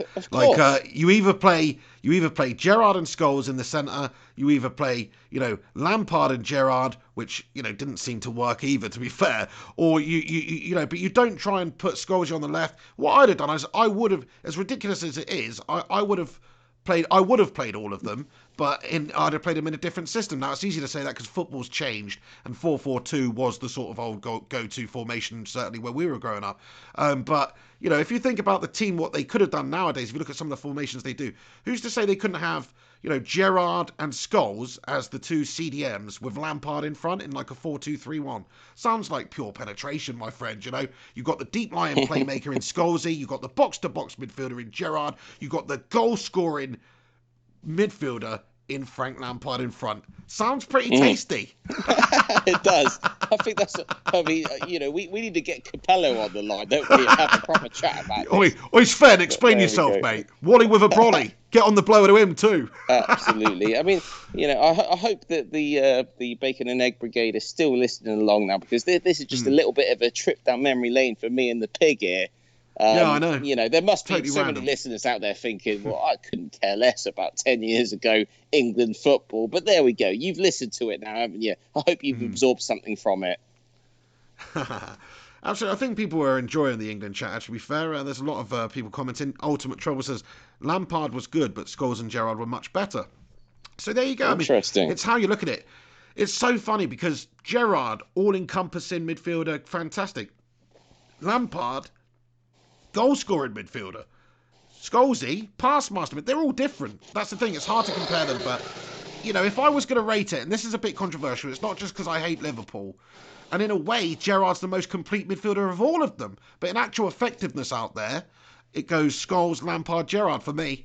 Controversial. I know. Controversial, but it is. I mean, for me, because, well, I don't support any of those teams. I couldn't rate one of them above any other. They're all legends, absolutely. I couldn't pit them against each other. They're good at different things. All great players in their own respect.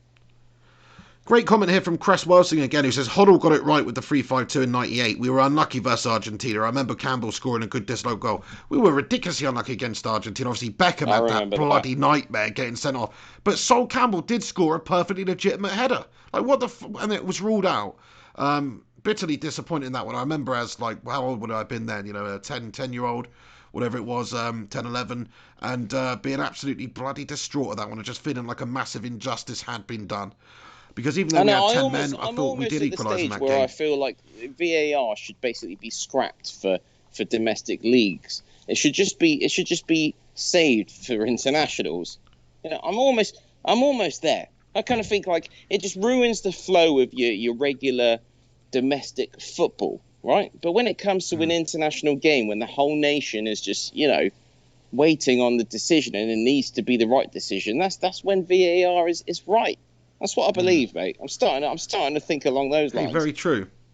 Very true. Just speaking of sort of, we were talking about England and ex-England internationals, and obviously Wayne Rooney's the leading England goal scorer. He's coming to Manchester. We're playing. Actually, is it at Old Trafford? Let me have a quick look. I should probably know that, but I think it's it's away actually. It's in Derby. So, but we are coming up against ex-Manchester United player Wayne Rooney. I think that's bloody awesome. I'm well looking forward to that one on Thursday night. Just to see the old fella, you know. It's like checking in with a long lost lover or something. You know, maybe not that, actually. That's a bit strange. It's like seeing an old friend, Henry, isn't it? That's probably more appropriate. Because he was a great player for us. Yeah, he was a great player for us, and it's going to be interesting just seeing him play against us. How weird is that? It's going to be bizarre seeing Wayne Rooney playing against Manchester United. Although we have actually seen it when he played for Everton, so what the fuck am I on about? You know, we did see that. We've seen that already. Nice one. Okay, then. I guess we better get on with the rest of the show. Just one thing, actually. We were talking about all these England injuries and stuff like this and players falling from grace. I just thought about it now. Like, obviously, you were talking about David Bentley. Who else did we mention that were some of these great players that just sort of melted at some point throughout their career? Because I don't know if you've seen Daniel Sturridge has been released, or he's reached a mutual termination of his contract at Trabzonspor over in the Turkish league. Right. And I was just thinking, man, literally, it wasn't that long ago. Daniel Sturridge was like one of the best strikers in the Premier League for Liverpool, you know, bashing the goals in, looking really, really great up there. Is it just injury problems that have stopped him and hampered his career? It's absolutely injury problems for him. And end of the day, you know, it doesn't matter what you do in terms of like a physical aspected job. If you're injured and you continuously get injured, then how can you perform? And that's what's happened to him. He had all the ability. He was great when he was fit, and then it was injury after injury after injury, and it's an unfortunate chain of events. Simple as that. And I don't blame him. I just think he's been absolutely haunted by this. Respect. So before we get on to the next part of the show, I just want to say thank you to everybody that's stopping by on the Pig and the Hen show today. Random Tuesday show, but please do us a favour and smash a little like on this video. Please do get involved in the comments as we go along. Obviously, me and Henry, it's quite difficult sometimes when we're having a conversation, but I do try and include everybody in here as we go. If I do miss out on you, apologies. Shout out to MBG getting in here saying Danny Welbeck was also supposed to be solid, but he had injury problems. Fair play, yeah, never really quite reached up to the potential. Jesse Lingard, honestly, 3 or 4 years ago, he was looking great. I remember seeing an article, actually, maybe it's just recently because it's sort of been shared around, but there was an article written about Jesse Lingard when he first burst on the scene for United by some well-known journalist, I don't know, saying, United have found their Xavi. Jesse bloody Lingard. That's absolutely that's hilarious. I mean, there's so many players. I mean, to a certain extent, Fernando Torres. I mean, the heights that he achieved in his early 20s were just unfathomable. He was a top player, like pretty much the best striker in the world at some points. And then suddenly he's a bit part player when he goes to Chelsea, and then you know he's faded into obscurity. This happens with so many players. I think people's bodies are just different. It does come down to that. I think some players are built to be a player of a lifetime. Longevity. Obviously, you've only got a longevity. You've only got a certain amount of years anyway. But some players are great when they're in their early 20s, and then it just doesn't work out because people's bodies are different. It has to come So down true, to that. yeah. People are injury prone. They can have life changing, can have career changing injuries. Look at, Michael Owen's another fine example. One of the best strikers in the world, in my opinion, while he was a young man. But certainly later on in his career, just hampered left, right, and centre by injury problems all over the gaff. So yeah, that's another example of that. Let's look at players that are still playing. That's at the other end of the spectrum. I mean, someone like Jermaine Defoe, I think he's still banging in goals for someone or other. I don't know where he's at he Rangers, is. Isn't he? I think he's at Rangers. I think Stevie he G, is. mate. Yeah, I think he is. So there's an example of someone that would just continuously bang in goals. He was so unlucky coming to England. He's been so unlucky to not play more games for England because he's always banged goals away. But he was always on the periphery because we had, bigger name players at the times where he was doing well at every stage of his career. So, I feel sorry for him in that respect. Yeah, there's lots of players that just don't get a look at, even though they're top quality players, because you've got other great players in the position, like Michael Carrick, for instance, at Manchester United. Did Michael Carrick even ever play? So true. How many times did Michael Carrick play for England? He did, very rarely. He was very rarely because he couldn't dislodge those guys. But in some respects, maybe Michael Carrick is exactly what you needed at those times. Looking back in hindsight, it's easy to say in hindsight, but maybe what you needed was a player like Michael Carrick that could actually solidify things in the centre of the park there. Yeah. And it was overlooked. It was overlooked because he just wasn't a big name. Yeah. Yeah, it's very sad, very true. 100% agree with you, mate. I want to give a shout out here to Raja. Hang on, let me make sure I get this right. To Raja Kamaruzaman. Great name, Raja Kamaruzaman. Thank you very much for getting in here. He's just sent over a cheeky little PayPal donation. You bloody legend. Thanks so much. Just simply with a comment that says, viewer. So thank you very much for being a viewer, Raja. You bloody legend. Make yourself known in the live chat. We always like to hear from the people that support the channel. So thank you very much for getting in here. MBG says Eric Jemba and Kleberson were supposed to be good, I think. Yeah, I mean, to be fair, there's been lots of players over the years that United have had that we've brought in and just didn't live up to it. Gabriel Obertan, I remember when we signed him from was it French team or Belgian team? He looked, the first couple of times I saw him, he looked absolutely fantastic. I thought we found ourselves the next bloody Ronaldo here, but he just turned out absolutely bloody gashtastic. He went somewhere else after. Where did he go? He went to Newcastle. He played for Newcastle for a good while. That's I remember that. And he was bitterly disappointed for them as well. There's lots of players that just don't quite live up to it for whatever reason. And it is sad when it happens. A lot of it's mental. A lot of it's just who wants it. Like you were saying, Henry, about longevity as well. It's not always down to the player. Sometimes they get a bad injury. Something bad happens in their career. They're not in favour with a new manager. Whatever. And it just halts them or slows them down. If you think about the best footballers of history, in my opinion, it is the ones with the longevity. It's the Cristiano Ronaldos, it's the Lionel Messis, it's the Pelés, it's the Eusebios and the Bobby Charltons and all these guys that did it for years and years. Stanley Matthews played until he was probably 50 years old, played in an FA Cup final and won the final with Blackpool when he was 50 years old. And they call it the Matthews final because of how influential. He's bloody 50 years old.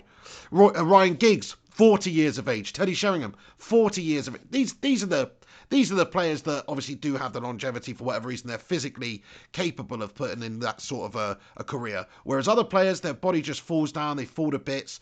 You often see it. Players, it's getting later and later now. Ronaldo, for instance, is such a physical specimen. He could probably play at the top level until he's 38 or 40. Whereas, a little while ago, really, people like, Alan Shearer or whatever, when you get to 34, you're pretty much curtains. You just can't keep it going. The knees are giving up and stuff like that. But with modern science, modern methods, and just the new sort of science surrounding football and stuff like that, I think it does prolong the careers of these top players. I wouldn't surprise me to see Ronaldo play to 40, to be honest. Chris Welsing says Pirlo. The Saint says Figo. Yeah, some other fantastic players that played for such a long time. Other great set-piece masters there as well. We were talking about Premier League set-piece masters, Figo, Pirlo as well, from not in the Premier League. And, Ronaldinho, Roberto Carlos. Does it get any better than Roberto Carlos in terms of free kicks, though? That guy was insane. We are having a proper trip down memory lane today, Henry, on the show. You look a bit disinterested, so let's get on to the next. No, I'm not at all, not at all. I don't want to interrupt you. You know, you're on a roll here. You know, I'm thinking. You know, you talk about trip down memory lane. That's where I'm at right now. I'm just thinking back of all the years of football that I've enjoyed. You know, the bacon and egg brigade. You know, I'm sure many of you have many happy memories.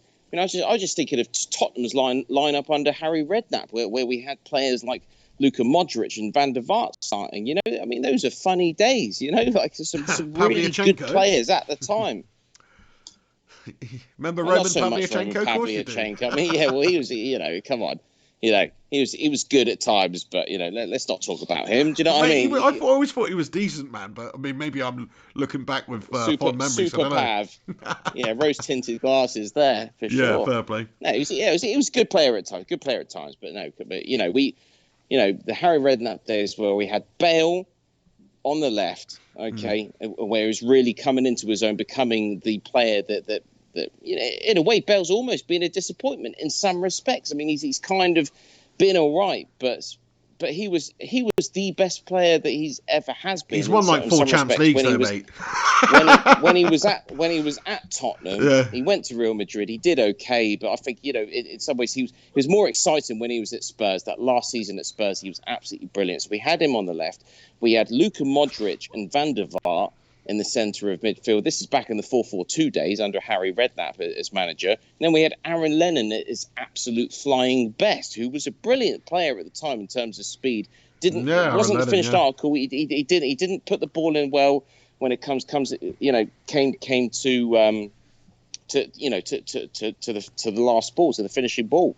But you know, when we had those 4 midfielders, with Berbatov and Robbie Keane or Jermaine Defoe up front. I mean, you know, those were great days as a Tottenham fan.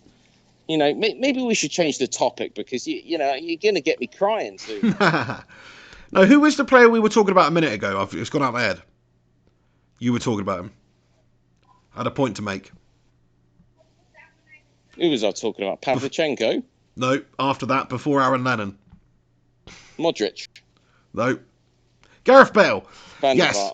Gareth Bale, this is the point I wanted to just make about Gareth Bale, because Gareth Bale, I just don't think he gets the credit. Like you're saying, he's not done that much since then or whatever. He's not quite been as good as he was at Spurs, but it's hard to say because I don't watch enough La Liga and stuff. I know he's a little bit out of favour with the side at the moment. I know since Ronaldo's left, he's not really benefited at all.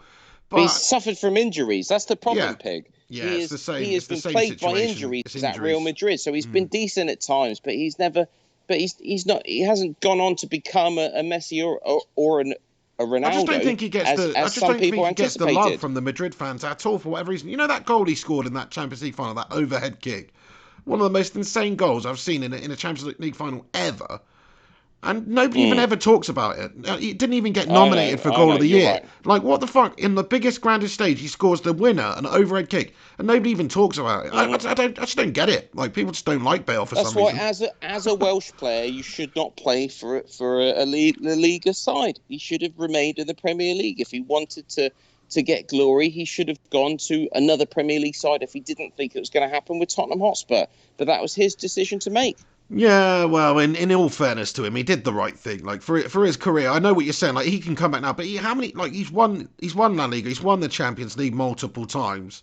Like he was probably not going to do that staying at Spurs. He was not going to do that going to United because What other players have come from the Premier League and gone to Mark Hughes, another Welshman, the continent. And done fantastically in recent years. Okay, you could say David Beckham, you could say Cristiano Ronaldo, but Cristiano Ronaldo is not English. Okay, Beckham, for me, had already done more than enough at United, and there was other reasons why he needed to leave. Michael Owen, for me, again, he had his best years in the Premier League. Yeah, he didn't quite live up to injury problems again, yeah. This is what I mean. Mark Hughes was good for Barcelona. Gary Lineker, definitely for Barca over there as well. Great. Owen Hargreaves was an interesting one, but that's because, he was, he was already affiliated in Germany. It was different, Yeah, Crest comments, Bale and Giggs are the only world-class Welsh players ever. Rush is close. I think you've got to put Ian Rush up there, to be fair, just for his goal-scoring ability. He's got to be up there. Mark Hughes as well, I think, was a fantastic player, maybe a little bit underrated in into today's world, because I don't know why. Not many people seem to talk about Sparky, but he was a star when I was growing up as a kid anyway. Is it because his managerial career Probably. has been a little bit, hit and miss? Yeah, probably made people think he's a bit of a melter after that, to be fair. Right, okay, let's get on with the rest of the show then. We've actually been going for an hour and 34 minutes here, lads and lasses. Thanks very much for stopping by. Do smash a like on this video. Have your say in the comments. Chat amongst yourselves. But we're going to get on, and we are going to talk about who is our melter of the moment. Pig and Hen's melter of the moment. The Pig and the Hen's melter of the moment. What's a melter? Over to you then, Henry. I'll let you go first on this week's melter of the moment. Okay, well, my melter of the moment is probably going to be the same as yours, Pig, I would imagine. But my melter of the moment is Liverpool FC. It has to be because, it is. We're talking about the moment. We're not talking about melter of all time, because of course it's not them. What a brilliant season they've had, winning the Champions League last year and basically absolutely dominating European football, or world football, should we say, this season. But bottom line, they lost 3-0. I know it was away from home, but it's no excuse to lose 3-0 in the way that they did, in the fashion that they did. It wasn't even the fact that it was just a bit unlucky. It's not like they dominated the game. They had loads of shots on target. It just wasn't going in for them, and Watford got a few lucky goals. Watford beat them fair and square. They absolutely shut off for whatever reason. They haven't been looking so good these last couple of weeks, but that result against Watford, for me, they have to be the melter of the moment. Look at Arsenal fans out there, and I don't like to say it, but there must be Arsenal fans there. Alex Rudd, if you're listening, you must be loving it. You must be loving the fact that invincible season under Arsene Wenger is still there. It's still a record in its own respect, and it's still going to be remembered, because Liverpool simply have not achieved it this year. I've got a friend, a massive Liverpool fan. He had big money on Liverpool finishing the season undefeated. Guess what? It hasn't happened. It's as simple as that. They are the melter of the moment, undeniably. Interesting one. Yeah, I mean, that was a shocking result. I didn't see that one coming. Like, fair enough, you could see them maybe losing in a hard-fought game by a goal or whatever. But to get absolutely decimated 3-0, I guess it had to happen sooner or later. The wheels had to fall off at some point. You can't keep a run like that going forever.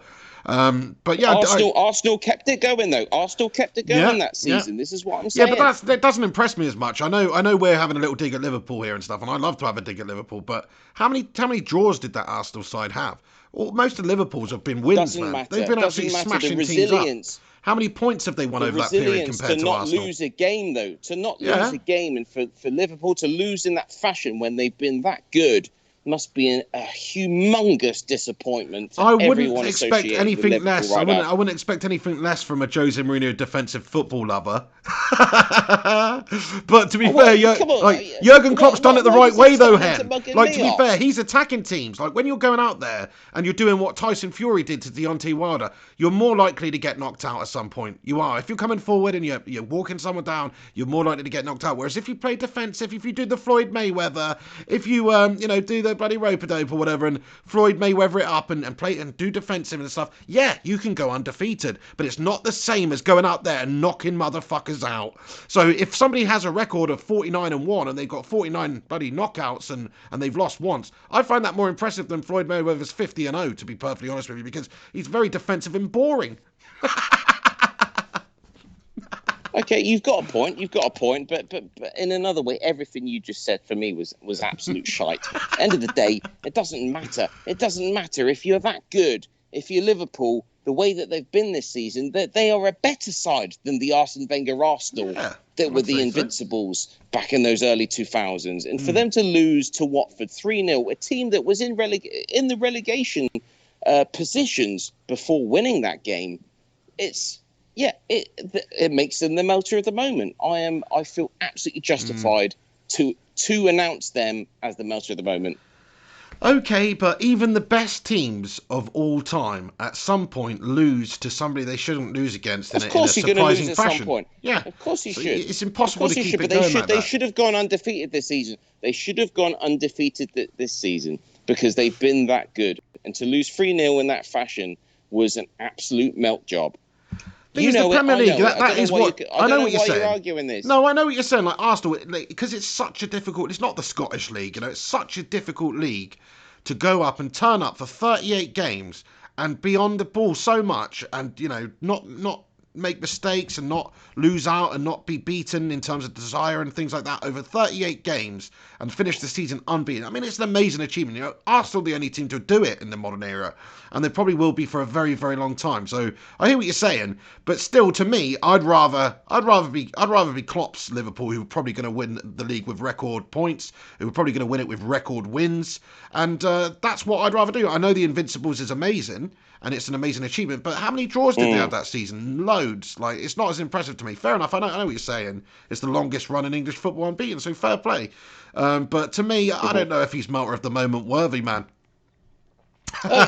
It's definitely Melter of the Moment worthy because, just concentrate on that word moment. Melter of the moment. Right now, it's an absolute melt job considering... okay, so you have the bestest ice cream of all time that just never melts. And suddenly it's just melted on you. That's what's happened. So it's Melter at the moment for me. Nice, whereas Arsenal was more like, sort of bit more mediocre ice cream, but it definitely keeps its shape, keeps its consistency a lot longer. Is that what you're saying? Exactly. Yeah. I mean, it's melting here and there, but not to the stage where it's melting on the fucking floor, and it's at that moment it's just dropped on your fucking shoe, or even worse, on your fucking cock. Oh my days! Right. Okay. So on to my Melter at the moment then. Fair play, Henry. They did lose 3-0. I like to have a pop at Liverpool too, mate, but I just, fair enough. Those stats, though, they were restricted, I believe, to 1 shot on target. Watford had 5 shots on target, and they won the game 3-0. They were far the better side. It was an absolute melt job. You're right. Simple as that. As a moment, Melter of the moment. A relegation candidate. Yeah. As the moment, you're absolutely spot on, to be fair. I can't deny it. My Melter of the moment, I mean, in comparison, I feel like this is a bit of a negative Melter of the moment for me to say, to be fair, because I should have said bloody Klopp and Liverpool, to be fair. But my Melter of the moment is actually David De Gea, and maybe that's a little bit harsh, because he did make some good saves. Really? Well, listen, because he started the game against Everton on Sunday, and I don't know, have you seen the incident, right, Hen? I haven't, mate. I actually haven't. Okay, well, it's hard for you to understand. With Spurs' result, I couldn't even be bothered to see how you gained your point. I know that you told me that you were lucky because of a VAR decision or some shite. Well, I think that was the correct decision, but, a little while ago that would have just stood as a goal, so we were lucky in that sense. But I think it was a legitimate VAR decision to rule that goal out because Sigurdsson was interfering with, the line of sight of David De Gea between the ball when he was in an offside position. So I would have ruled it out too. But still, VAR came to our rescue. It has done a few times recently. But no, my issue is, if you haven't seen it, it's hard to explain. But, he's dawdled in on the ball, basically. He's got the opportunity to just hoof it up the pitch. There's nobody even around him at this stage. And he's just comfortably on the ball. He can get himself, he can play it to the right back, or he can just hoof it up the pitch. But he just dawdles on it so nonchalant, to the point where Calvert-Lewin's just like, I'm going to run at this bastard and close him down. And then he does, and then literally De Gea kicks it out into Calvert-Lewin, and it rebounds into the goal. It was like the howler of all howlers. It's worse than it's Massimo Taibi-esque. It's worse than that, in my opinion, because it's not just going through your legs. It's not a mistake where somebody's had a shot at you, you totally misjudge it, it's gone through. It's all caused by your own meandering bottle job nature. And I don't understand that. And Roy Keane came out and absolutely blasted him and said he was arrogant and he'd have lynched him for doing that and he'd have killed him and all this good stuff. And I think that's justified, because I think what David De Gea did was an absolute melt job. We're talking about melters of the moment. He did make some great saves in that game, to be fair. He made a couple of good saves. And he has been a fantastic player for United over the years. And I'm not saying he's the melter of the season or whatever. I mean, actually, if you go back and you look at the stats from the start of last season, he's got the joint most errors in the Premier League that lead to goals for the opposition. That is not a good stat to have for somebody who's supposed to be one of the best goalkeepers in the world. Wow, that's an interesting statistic. It is. It is, yeah. But it doesn't say the whole story. I mean, I think the other two players are up there, Dubravka and Pickford. And you wouldn't think that maybe Pickford would have the most errors either. So I don't think it tells the whole story. But even so, we all know as United fans, David De Gea has been making a lot of errors recently. And that was a big error from him. And it's just like a melt job we don't need right now. We don't need to be starting games up against it 1-0 down because of just a ridiculous piece of goalkeeping. Not a misjudgment, not a bad bit of shot stopping or something like that, which you can deal with, but just stupid basics, like just keeping hold of it unnecessarily. Very frustrating. So should you be starting Romero just to give De Gea a bit of a kick up the bum? That's the question. Yeah, well, I did make if anybody's interested in finding out more of my thoughts on David De Gea, I did make a video last night, about an hour-long video, actually, talking about David De Gea and stuff. But yeah, just to let you know, and like Romero, he's a great keeper. He's always looked solid when called upon. He's more of our sort of secondary cup side player or whatever. But anytime we see him, he looks great. I wouldn't be adverse to putting him in there. But at the same time, I think that United and I think Solskjaer should actually show a little bit of sort of faith and solidarity in De Gea, because he has been such a great player over 7 or 8 years. Don't take into account, the last few months, sure, it's been a bit ropey, but he's also put in some monumental performances over the years to save us a lot of points. And even that game against Everton, it's not like it was a 2-3 mares throughout the game. He's had a mare at the start of the game, and then he's proceeded to completely make up for it, really, with some great, fantastic saves. So, you've got to take the rough with the smooth a little bit. In terms of rough and smooth, there's way more smooth, way more good when it comes to what David De Gea has done for United over his career than there is bad. But they're saying that maybe, a lot of people are saying that, though, maybe it wouldn't hurt just to give him a little bit of a rest, maybe try and get his mind right, maybe it gives him a bit of a kick up the arse, or mentally it doesn't have the pressure on him if he just has a little bit of a rest right now. And we do play Romero. I certainly think he's not going to play the Derby County game anyway. But coming up against City, the problem is we've got City next 10, and who do you want in between the sticks? Your best goalie on his day, or not your best goalie on his day? You're risking playing De Gea. You might make a mistake. He has made a lot of mistakes, but you're also risking not having one of the best shot stoppers, one of the best goalies in the world, out there in one of the biggest games. Oh yeah, at the moment you got to stick with De Gea. You have to. It's too much of a critical point in the season just to make a change in between the sticks.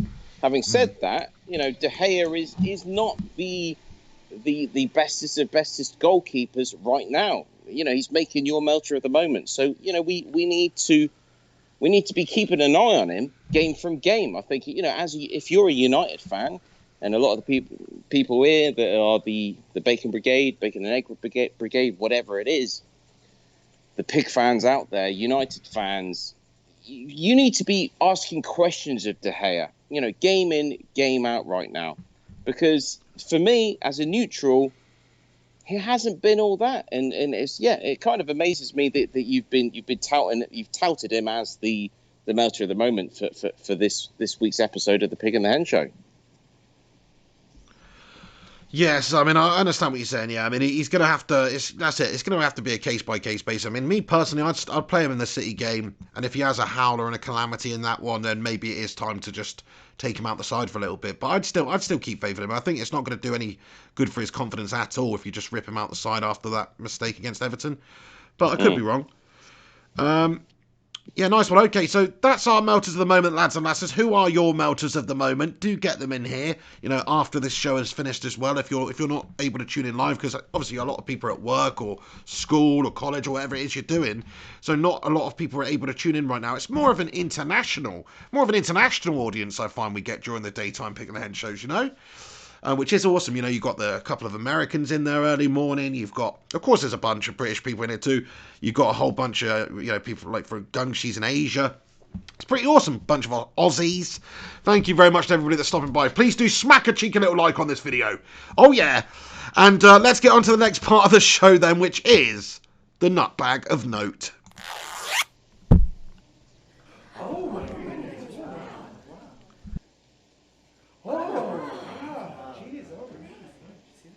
Nutbag of note. Nutbag of note. Nutbag of note. Nutbag of note. Nutbag of note.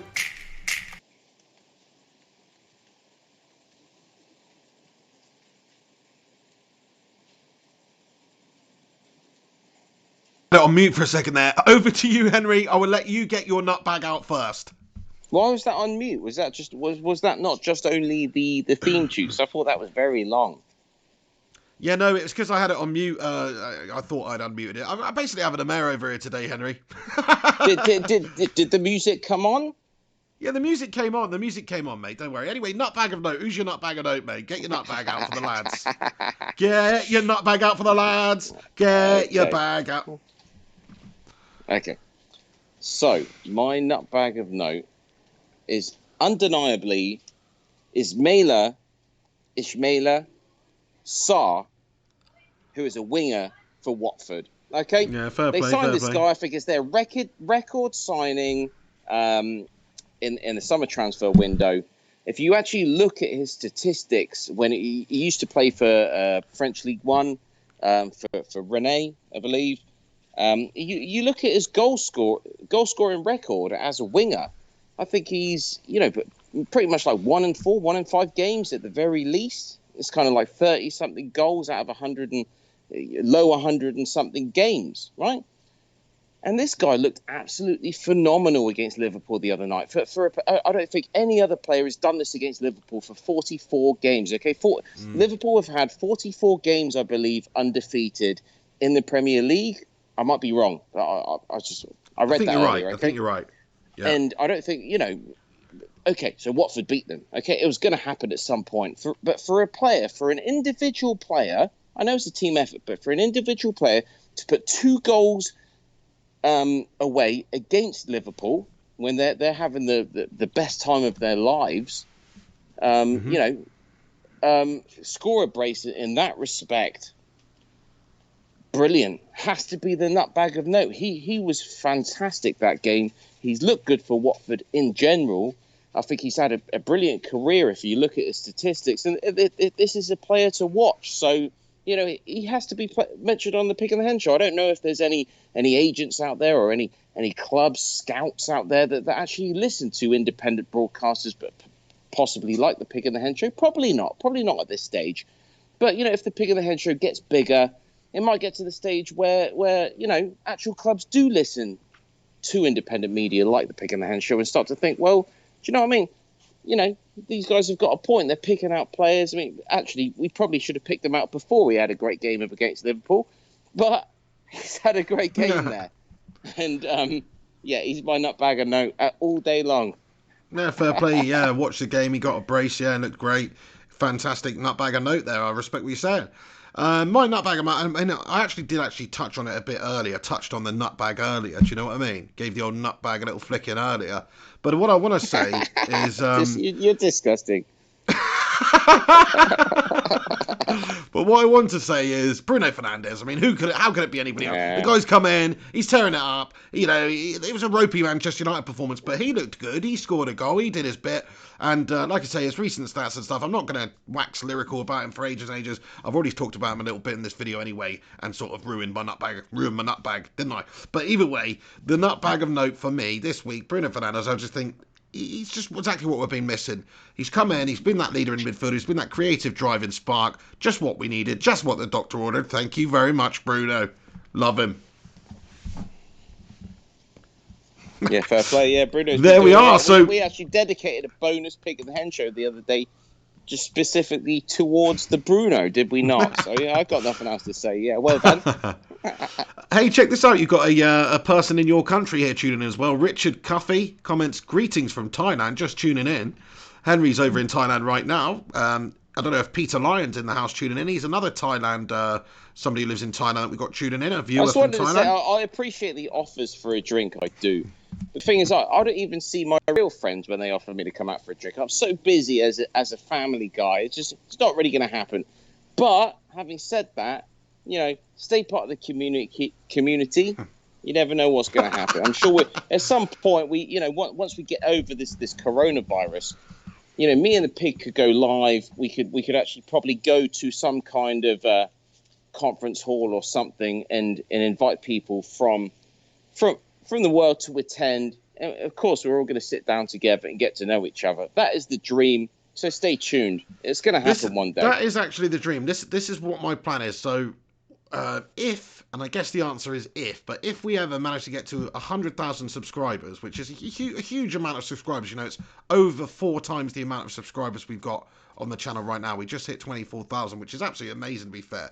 But I'm just saying, if it gets to that stage where it's 100,000, I think at that point it would actually be like, it'd actually be my full-time living. It might be, Henry might be doing well from it if it's grown to that stage where it has that following. I don't know. I mean, 100,000 is not a lot of subscribers by YouTube's standards in terms of, people have millions and they're making a lot of money. And I don't know if 100,000, it depends more on the content and the amount of views and the interaction and the community you have than just the number of subscribers. I completely understand that. But I just think that is a cause for celebration big time. That if we could get to 100k, I think me and Hen, what we should do, and I've said this before in the past, but first of all, host a live Pig and the Hen show with an audience. And then after that, we have like an after party to celebrate getting to 100k for anybody from around the world that wants to come and attend and have a little bit of a dance off and all that stuff with Henry Hotspur and the pig. And that is going to happen hopefully one day. So yeah, we'll definitely do that. I'm looking, I hope that we do. What do you mean a dance off? You haven't said anything about this. That sounds a bit weird, mate. We're not having a dance. I didn't actually mean a dance off. I just meant like just have a bit of a boogie. Do you know what I mean? But yeah, you're right. That sounded absurd. This is your ultimate plan, isn't it? All you're doing is trying to work towards where that moment where you're going to have dance offs. Fair play, mate. Yeah, I mean that was. Peter Lyons is in the gaff. How are you doing, Peter? Thanks very much for getting in here, mate. Tuning in here. A couple of Thailand legends tuning in here with people who are living in Thailand. So thank you so much.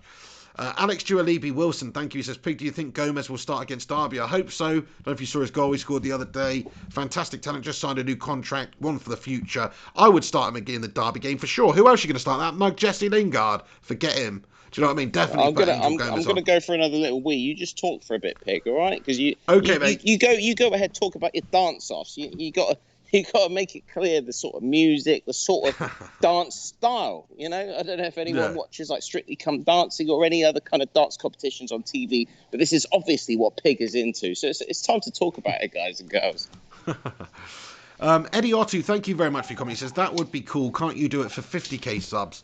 I mean, we could do it for 50k subs, but I think just 100,000 is just like that's a proper milestone there. Even if it takes us 5, 10, 20 years, we are going to get there on the channel. That's it. We are going to get there, even if it takes all that time. So when that day comes, it will make the party, the celebration, all that more amazing.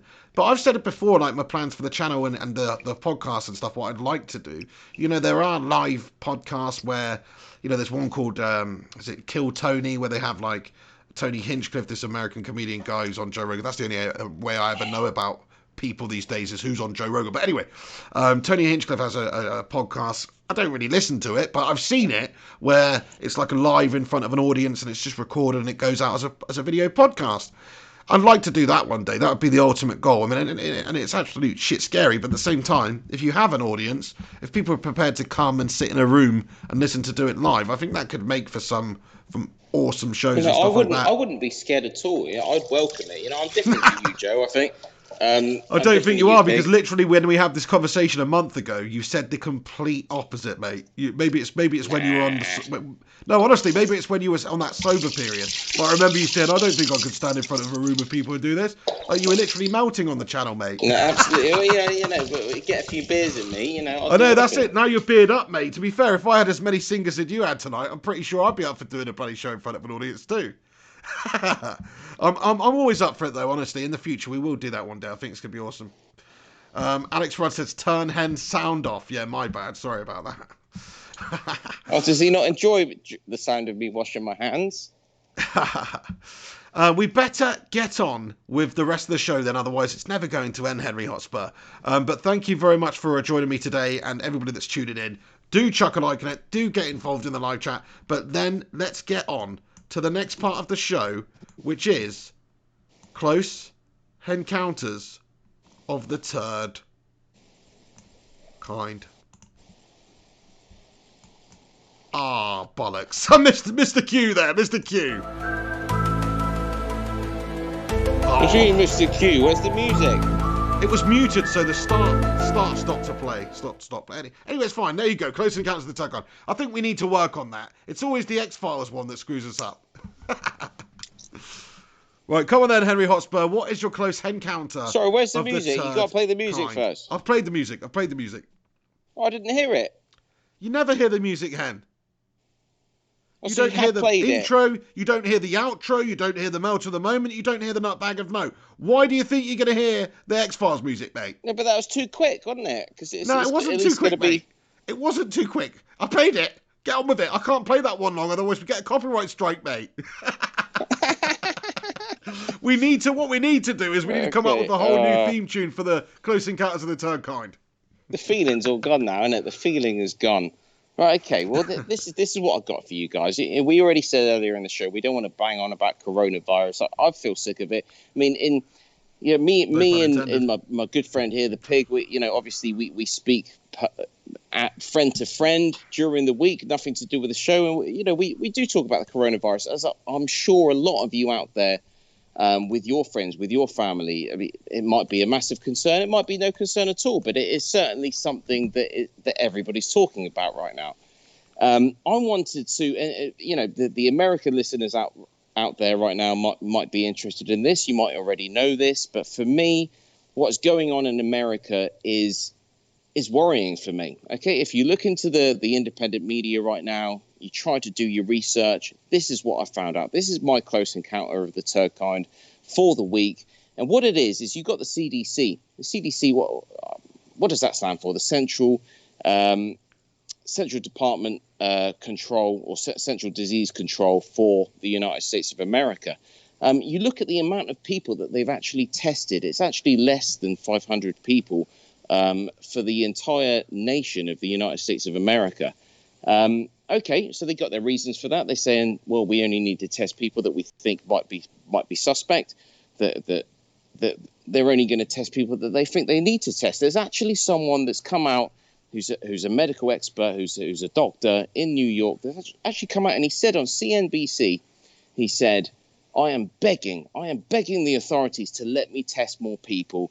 I am being refused to be able to test more people right now. I believe it's breaking out. Okay, that's one arm. That's one arm of this. That this is breaking out, and for whatever reason, the test kits are just not available. They are not being allowed to test the amount of people that they want to on the front line. Okay, another thing. You're getting a lot of outbreak right now in the state of Washington. You have to look at it. That this has been going on for a few weeks now, because suddenly you're getting infections there, and they're just not getting on top of it at all. The other part here, the third arm of what I'm trying to say, you look at San Antonio. They actually had someone that was infected. They believed that this person was okay, released them. They went to a shopping mall for a couple of hours, and then they nabbed them again because they realized they made a mistake. So what I'm trying to say is the CDC, America, are absolutely messing this up. The whole world has been very quick to point the finger at China, saying, well, you're not releasing the real figures here. Do you know what? I think America are not approaching this in the right way whatsoever. And I said earlier in the show I was going to have a go at Donald Trump, and I'm not usually one to do so because I think I'm not a hater of Trump. I'm not. Okay, so Alex Rincon, listen up, because you might like this. But I think this is an electoral year for Donald Trump's administration. They want to get voted in. You know, they don't want to let this coronavirus issue destabilize the election. They don't want to. They do not want it to destabilize Donald Trump's re-election. Right. And I think this is exactly what's going on. I feel like it's all about downplaying this virus for long enough so that they can get through Donald Trump's re-election and then deal with it. And for me, I mean, that's sick and wrong, because end of the day, if this is an issue for America, they need to be dealing with it right now rather than thinking about the politics of it. It's as simple as that. Do you think it'd actually be quite a good thing to rally behind for Donald Trump, to put a little bit of emphasis on, though, to say, look, this is how I'm going to deal with it. We're going to fucking deal with this shit. Like, I actually saw him tweet the other day. There was a tweet the other day by Donald Trump, basically giving it the Billy Big bollocks, like, oh, people criticized me for closing America's borders. Now look at the rest of the, one of his usual sort of bollocks tweets, and look at, we've got 12 cases in America or whatever at the time, and he's like, of course, I did the right thing. It basically was the manner of his tweet. But what you're saying is since then, things have got significantly worse and we don't actually really know the full numbers. I guess in a country like America, it's very difficult to contain the spread, just like it is anywhere, very populated places. Of course it is. If somebody gets off the subway in New York City, where Mr. Rudd is from, and is touching, handles and ticket machines and whatever, and they're sneezing and coughing, and before you know it, there's going to be a whole bunch of people that have those germs on themselves. And unless people have got to the point where they have done in China and Italy and certain other parts of the world, where they are masking up, where they are washing every time they touch anything and all that kind of stuff, then it's just going to spread like wildfire. So yeah, I think some mayors have obviously been had along the way. If it's like you say, just to give you an idea, I mean, Korea at the moment, obviously they have responded. You know that they've got 5,000 plus infections right now in Korea. That's because they're reporting it. That's because they are testing people. They know that they've got an issue and they're trying to do everything that they can to contain this stuff. They've actually got literally drive-through places where you can get tested because Really? you want to. Yeah, absolutely. Wow. They're on this. And if South Korea can do this, sure as hell America can, but they're not. Yeah. You've got to question the fact why they're not. It's because they are trying to downplay this to secure Donald Trump's re-election. That's what I believe, and I've been actually, pretty positive when it comes to Trump in general. If you're an avid Pig and the Hen listener, I've always kind of tried to say Donald Trump's not all that bad, but in this respect, it's worrying. It's worrying, the American response to this outbreak. It's already 100 plus. And I can only see it's going to get worse. Interesting, yes. I think you're right, Henry. I think most of the world are just melting with this at the moment. It's like we've had, Boris Johnson on TV saying, giving people information about it and all this stuff. But God Almighty, I mean, there's 51 cases. There was 40 yesterday. It's like there's so many people. There's so many more people out there than those figures that have this virus currently within their bodies and that are passing this on. And there's not enough. There's not enough checks. There's not enough information coming from the government out to people, I don't think. And there's not enough being done. It's just like they're accepting that it's another type of flu strain, or I'm not saying it's another type of flu strain, but what I'm saying is it's another thing like that which we're going to deal with, and there's going to be fatalities, and that's that. We can't stop it. We might as well just get on with it and let the weak die. Is what they seem to be doing. Which I find pretty disgraceful, to be fair, when, they could certainly have a lot more strenuous checks on certainly borders. Like, you shouldn't just have free movement at this moment in time. I don't care what the EU says. Like, we shouldn't have free movement, and it's not because of any reason other than containing this disease from people either coming back into the country from who are nationals of the country or visitors. It's just not a safe time to be having that level of travel. I know economically, you were saying, Henry, like a lot of countries rely on tourism. Certainly Thailand is one of those countries, and if you stop to international travel, then everything's also going to stop. But I mean, it's what do you want more? Do you want to have an economic crisis for a month or two and contain the virus, maybe find a cure for it, hopefully somewhere down the line, and then things will get better? Or do you just want to let everybody contract the virus and then it's the survival of the fittest?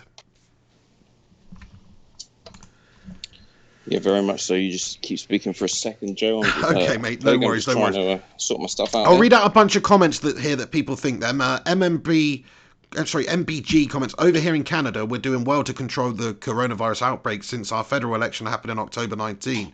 Our goal is to get rid of it right now. So fair play, MBG. You're sort of backing up what Hen said there, that you think that America's not really touching it or doing anything because of this election thing, whereas Canada had the election in 19 and they're doing something about it right now. So that's interesting input. Thank you for getting involved. Alex Dualibi Wilson says, to be honest, wouldn't be surprised if the USA or something bigger had released this as population control. I mean, we've heard that before. Also, Scooja wants this population control, ? It's possible. I mean, Henry's... Wow. Me and Henry have talked about the possibility that maybe it's a man-made strain in a lab. Who knows where that's from? China, obviously, is the biggest culprit. But there is a possibility that this could be a virus that was actually made in another country and released in China for the effect of causing them not only deaths but also massive economic trouble and having a knock-on effect for the rest of the world. Like, it's a form of terrorism, isn't it? Viral sort of terrorism, and it's one of those ones that's very hard to detect. Like, not being funny, I mean, I don't think like this. I'm not a sinister man, but not that sinister. But if I was a terrorist and I was looking at the options, explosive vest, aeroplane, all the different. If I want to cause some havoc and kill some people and mess some stuff up, what better way than to infect thousands of people with a new deadly strain of virus, which is, even pretty much undetectable until the point where you're physically really sick. It's a masterstroke. So I know what you're saying. Biological weaponry of this, it's real. It happens. So yeah, I think that's a very, very possible thing. I mean, it's amazing. It's amazing to hear some of these comments here that are coming out with these things that we've actually been discussing on the Pig and the Hen Show for the last month. And suddenly people are actually commenting in now with this type of thing. And yeah, I mean, who knows what's correct, what has actually happened. But yeah, it fascinates me that a lot of people are tuned in and wondering what the hell has happened here. Just quickly, away from what we were just speaking about, I've done so well just to get back into the hotel room, in the bathroom, just like the Pig and the Hen Show, I think the previous week. I'm plugged in now. I got down to 1% battery. So, you've done well, mate. You've done well. I've done well.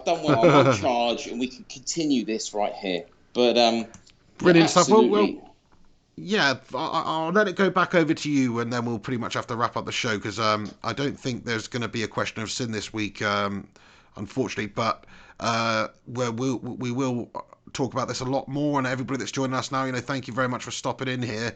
Bunch of new viewers stopping in late. I guess it's the people getting home from school and that sort of stuff. So thank you very much for getting involved. Miguel Verley, thank you very, very much for stopping by here. Who else is a new one that stopped by? I don't know, but either way, thank you very much for tuning in, all of you right now. Do chuck a like on this vid. Do have your say. Just wanted to read out a couple more comments for you, Henry, and then I'll let you respond. Please do. So Alex Rudd says, doubt it will benefit Trump. America is monitoring it. Alex says, to be honest, wouldn't be surprised. Oh, no, I've already read that one. So, yeah, doubt it will benefit Trump. America is monitoring it. So what do you think about that? Like, in terms of not dealing with it or dealing with it, which benefits Trump more? Obviously, you're saying the way that they're dealing with it now, which was sort of, cotton wool over the eyes, is probably better for him. Is that what you're saying? Well, from what I've been looking at, I just don't understand why not more people have been tested. I feel like there is an issue in America right now where people are getting infected. There's certainly reason to believe that people that should be getting tested for this are not being tested because over the last 24, 48 hours there has been a medical professional from New York that has come out and said that he's been pleading with the CDC, pleading with the authorities to be able to test more people for this. There is an issue there.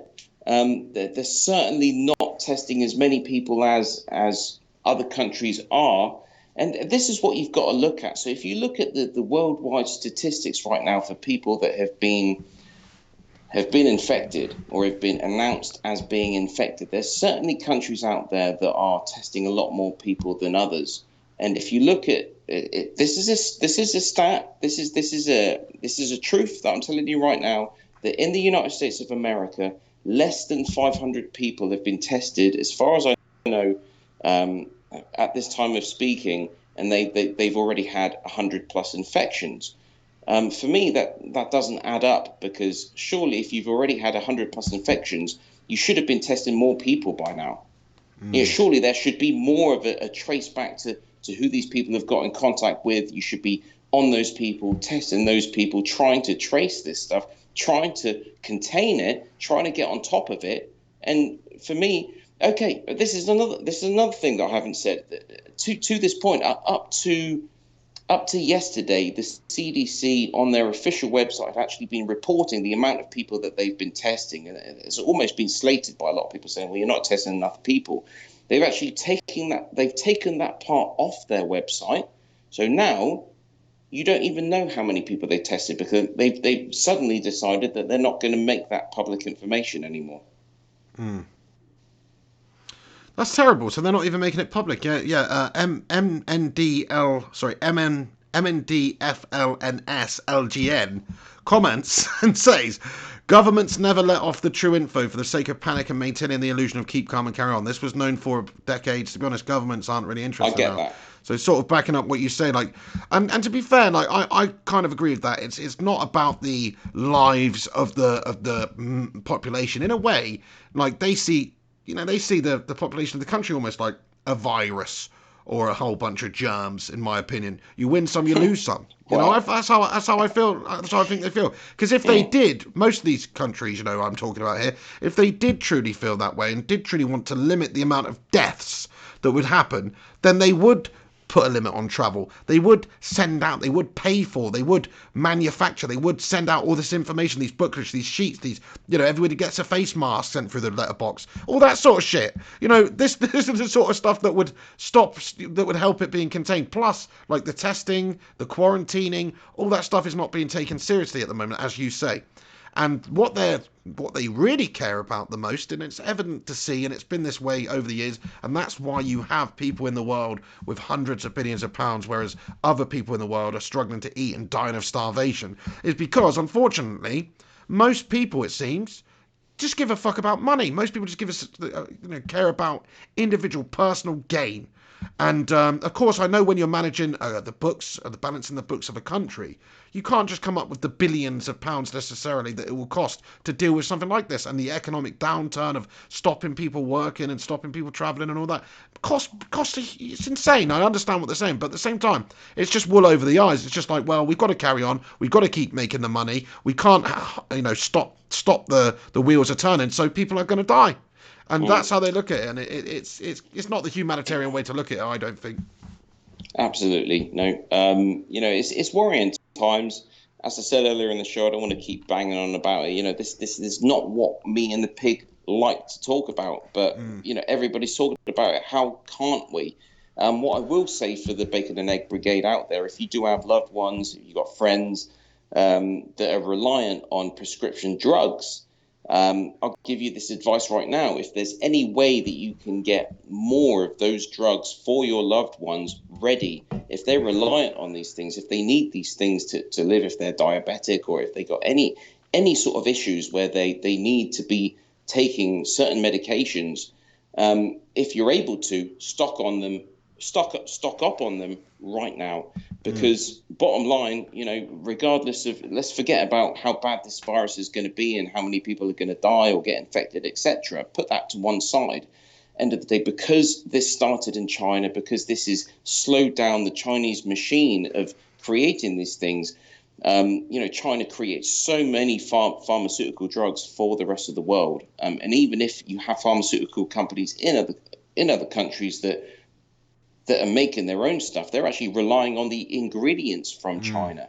So if you know that you or a loved one need this stuff, do anything you can right now to make sure you've got as much as you can for yourself or that loved one, because you don't know when that supply is gonna stop, because it could stop any second. Simple as that. Me and the pig have already got a friend out there that works in an industry where he cannot get what he needs. His company can't get what they need to continue their business. Yeah. This is early days. This problem is only going to accelerate. That's it. And it's as simple as that. The industry that our friend was in, like where they got so it's just a type of garment that they use in the industry. I don't know why I'm talking about it secretively, but anyway, just this type of garment they use in that industry. It comes from China. It's actually produced in Wuhan, he was saying, ironically as well. So it's even the ones they got are a bit dodgy. But no, the fact is, like the production has stopped there, so they're not gonna be able to get that in a few weeks' time. Which means that the business is going to stop, because the nature of the business that they do, you can't do it without it. So it's kind of like that is going to affect a lot of people. One thing I just want to talk about, Henry, as well, just to go on a slightly different thing. We've already discussed it a little bit anyway, but just my sort of close encounter of the turd kind, or my pig counter of the turd kind, if you will, is think about what this might do for Brexit. Now, Brexit, obviously, leaving the EU, I think, now call me an idiot here, and I know it's going to affect us economically as well, just like it is any other country, but I think this might actually benefit the UK at the time of Brexit. Now, hear me out, because if you think about it, all these different products that we import into the country from different countries, there is going to have to be, if you can't get hold of certain things, there's going to have to be a demand. The demand's still there. So somebody may be able to fill that demand in the UK. Now, it's not going to be feasible for everything, because like you say, depends on the ingredients. You know, if you make, I don't know, if you make dressing gowns and you can't get the silk, anymore, so that's out of the order, that's out of it. But what maybe you can do is maybe start a new business, I don't know, making dressing gowns out of bloody wool or something, which you can get. The point I'm making is, there's going to be industries within the UK which were not feasible a little while ago, simply because the bottom line was not there. It was being manufactured in China for pennies on the pound or whatever that it could be over here, whereas that demand is gone. Or not the demand is gone, but that supply is gone, which means the demand is still there, which has to be filled. So certain industries, certain things, I'm not saying everything, but certain things will actually probably improve in the UK, because suddenly there is an incentive and a reason for people to actually go into business and produce certain things in this country and supply the people. And yeah, it might be a little bit more expensive, but how else are you going to get it otherwise? China stopped importing it. So yeah, well, it's all very much dependent. It's all very much dependent on how quickly these factories can actually get themselves set up so that they're actually producing these products that are necessary at times like these. If they can do that, and if they can do it quickly enough, then yes, that's going to work. Obviously, they're going to serve the UK first and foremost if there's an outbreak in the UK, but they could also be able to produce for the rest of the world. Having said that, I think I don't see that happening. I think the turnaround to be able to get British factories to be able to make anything that's going to be useful. The reliance on China has been for so long that when you're talking about masks, medical gear, hand sanitizer, etc. But that should be the point. You're asking Brexit, a lot. don't you think? And if the outbreak happens in the UK exponentially over the next couple of weeks, people won't even be able to go to work anymore. So it will be too late if that happens. The fact is that if you go down the high street and there's an independent coffee shop that's charging £4 a cup of coffee or whatever, because they've got bigger overheads, they're not a big chain, they don't get their beans mass produced from a Ethiopian farm at a ridiculously low rate. And you've got Costa Coffee next door to this independent one, and they're doing it, for a bit cheaper because they're a chain and all those reasons. The average person, as much as you'd like to support your local industry, and you should go and spend that extra £1.50 a cup, it's like realistically, you buy the one that's cheapest, you buy the best value one because it's produced for a lot cheaper. Same goes for products and stuff that are produced in China, and there's going to be lots of things that cannot be produced in the UK. But I would just like to talk about this for an example. Like, for instance, Donald Trump has increased the import duty on I'm not that well read up on it, but some countries that are importing into the US already, they've had their import duty increased significantly, so they have to pay more to sell their goods within the USA, right?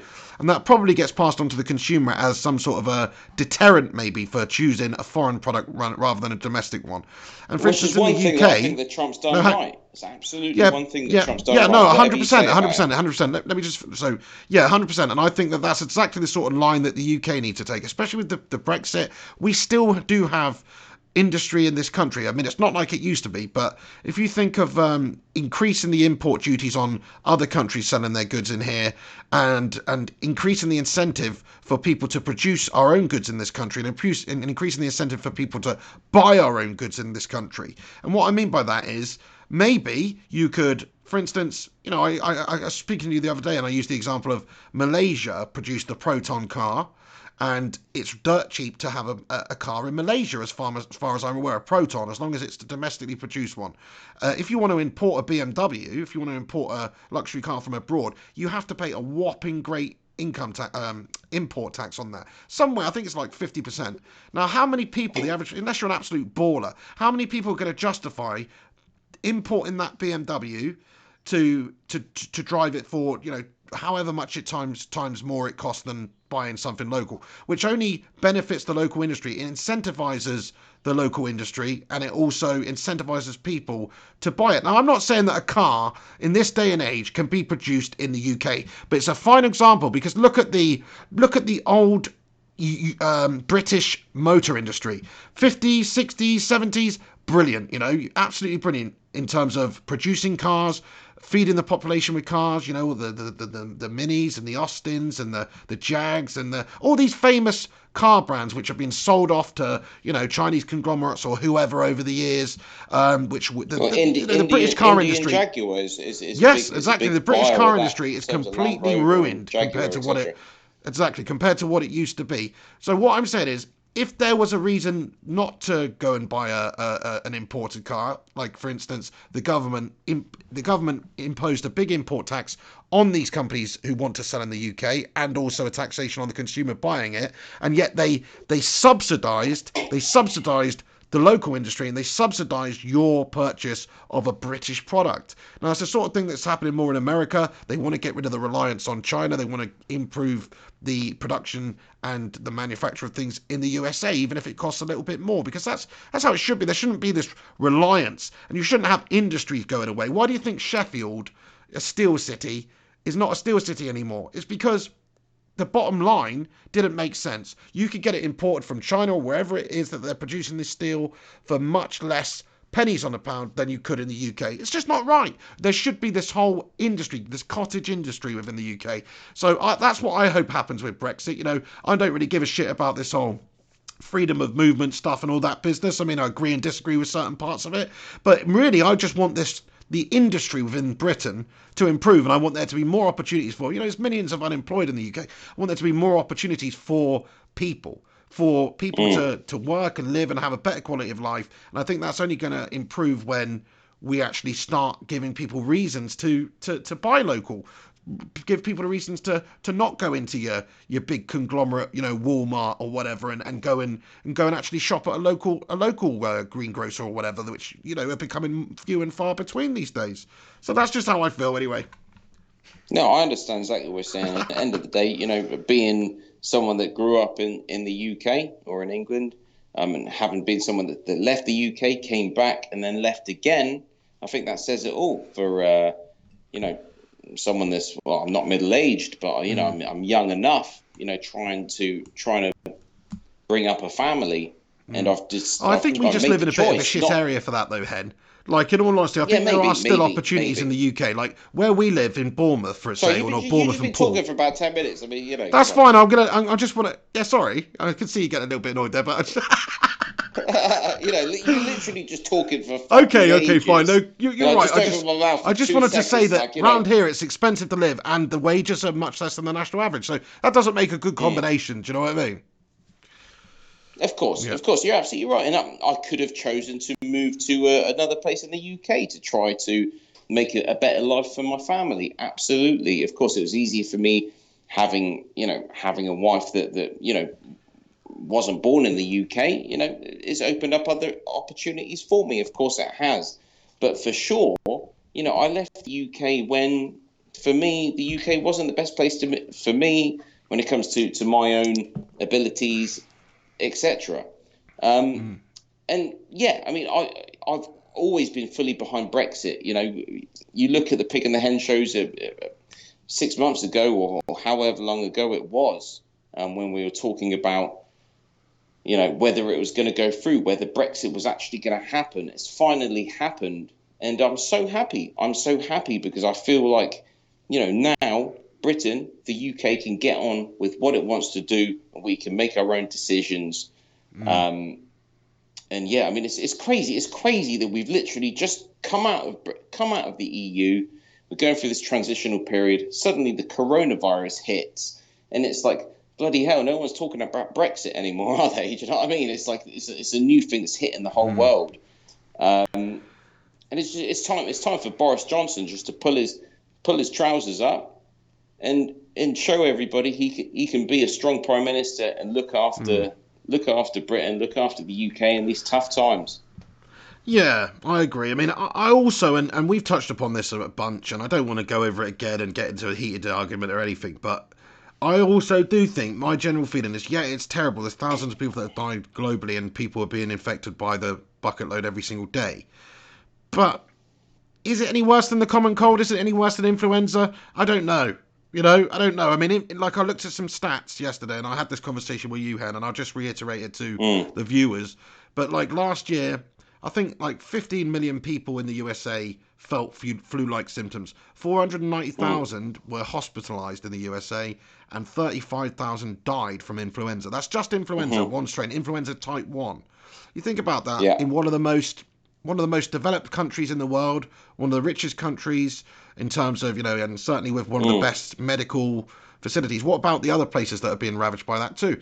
That is a significant amount of people. Now, I don't want to look at the percentages and stuff like that, but what I'm saying is it's not the same as influenza. I'm just saying it can be compared to it in terms of the amount of people that are dying and recovering and things like that. So is it anything really to worry about other than just a new strain of influenza?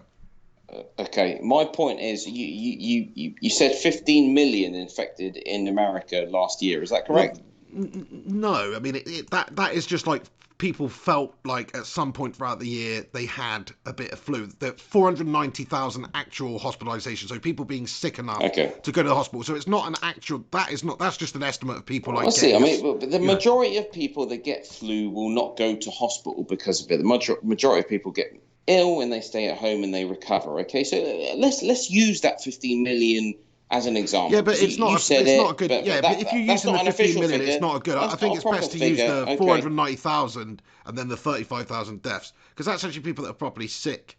It's not just people that said, oh, they're a bit ill, and we're talking about the actual people who are hospitalised and then the actual percentage of those people that die. I think that's better to use. Yeah, I absolutely understand that. I mean, for me, if you look at the percentage of people that have died from flu, if you refer to the World Health Organization, it is 0.0 something percent of people that actually die from flu, which still contributes to a phenomenal amount of deaths per year. The worry with this coronavirus is simply the fact that the WHO, the World Health Organization, have stated that they see 2% as the fatality rate. Personally, I think it's higher than that, but that's what they stated it is. Right. So if you get the same kind of spread as you get with flu, right, worldwide, then you're looking at tenfold the kind of deaths that you're getting with flu. That is the worry. That's why you're getting the international response. I think it's less than that, though, mate. I think it's less than that, because we've got 51 cases in the UK at the moment. I don't know how many of those are recovered, but none of them are dead. None of them have died. So I know that's a small pool, and if you look at China, for some reason, and we've gone through this, but for some reason China's stats are worse than other places in the world. Is that fair to say, in terms of percentage of people who died? I think it's way too early to say. I think this is going to be a slow spreader. I think it's silly for anyone to predict that in 2 months' time everyone's going to forget about this virus. I think this is just the beginning. What we need to see is, and what we will see, is the spread internationally across the whole world. I think a big percentage of the world population will contract this stuff, and once that happens and you get the deaths, the percentage of deaths that you're getting now, once you times that by the amount of people that contract this stuff, then it can no longer be compared to the common flu. And at the end of the day, I just would not understand why any government in their own reasoning, I mean, can they really be that stupid to actually prepare and worry about this and believe, there's people out there that might say, well, the media are fear-mongering, they're trying to scare people, they're blowing it out of proportion. Why are governments around the world scared and worried and preparing for this if it really is comparable to the flu? That it begs the question. Fair point. Yeah, fair point. And the fact is, even if it isn't as bad as the flu, like, we still know it's bad. We still know it's going to affect every single country on earth economically and also people's lives and people dying. So it's just another one of those things to worry about. I'm not downplaying it. I'm just simply saying that there are other things that are as bad or worse that we've got to deal with on a daily basis. One thing that I hope you'd agree with me, actually, I don't think we've even had this conversation in private, but I was thinking the other day, I mean, you can talk about Ebola, malaria, SARS, other horrible things like, even mad cow disease over the years, bird flu, etc. We've never had this kind of international spread that's been recorded to in this fashion, in the same way. It's never in my whole life. I've never seen this much coverage of anything. That's because there's a fair bit of scaremongering going on there, I think. We had a talk about malaria, for instance. Malaria, millions of people every single year die from malaria. Now, maybe it doesn't affect the first world countries, which is why nobody seems to really give too much of a toss about it. This is why everyone's talking about this. Yeah, exactly. But the fact is, malaria is a worse killer on a global standpoint right now. There's children in various parts of the world that are dying from being bitten by a bug, and it's easily preventable. The trouble is the Western world don't talk about it because they don't care, because it's not them. Whereas with this virus, it's like the whole world needs to wake up, because this is going to affect everybody as far as we know. That's the difference. Yeah. It's pretty wrong, really, isn't it? I mean, I hope that it's not going to happen for hundreds of thousands of years. That's if we all manage to survive these outbreaks or wars or meteorites or whatever. But I just hope one day, and it's definitely not going to be any time that I'm around on this planet, but I hope one day the human race gets to the point where they just stop kicking 7 shades of shit out at each other, stop being such selfish bastards, and stop just trying to help each other and actually, the amount of money that is spent on war. Crikey, my days, it could feed the entire world 10 times over. Plus they could explore space. We could just focus on curing diseases, curing cancers, curing all these horrible things, curing poverty, child deaths. And, it's like, I don't want to get on a high horse. Obviously, I'm on a massively high horse right now. But the point I'm making is, it's just like, the human race is really, it's a very flawed race. It's not a good race. The human race, man, we're going to wipe each other out before we save each other. That's generally what race have we got? What race have we got to compare ourselves to, though? That's the thing.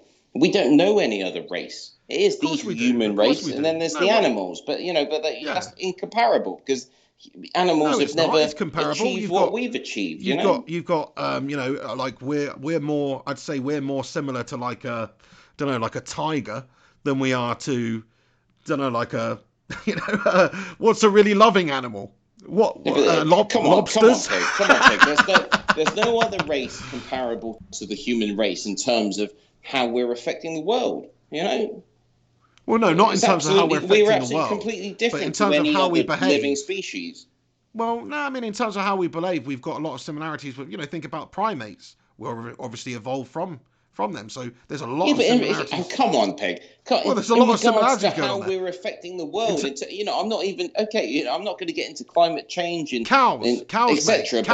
Cows. If you want an answer for an animal that's affecting the world like we are, cows, mate. Yeah, but that's because we're farming them. That's our input. Yeah, but thing is, though, there's other animals. The fact is that sometimes populations of animals need to be controlled also. And there's an argument to say if it wasn't that, the bison could be running absolutely wild and they'd be polluting the earth that way. Anyway, I don't want to talk about the polluting of the earth's gases. We were on about something else here, mate. Do you know what I mean? The point is, I'm just saying that's my You've actually pulled me back to the fact that I'm thinking this outbreak will get bad. I feel like once it gets bad in every single country, those countries will actually react to it, like China has to a certain extent, do everything they can to contain it, and hopefully, we're going to only be looking at hundreds of thousands of fatalities rather than millions. That's what I'm hoping for right now. Because before, if you spoke to me last week on the show, I would have been. I don't even think we'll get anywhere near that. This is going to be 3,000 real deaths bad now, right? Real bad. But you haven't spoken to the pig personally over the last week, and another friend or two. I think we'll be able to pull it back to hundreds of thousands of deaths.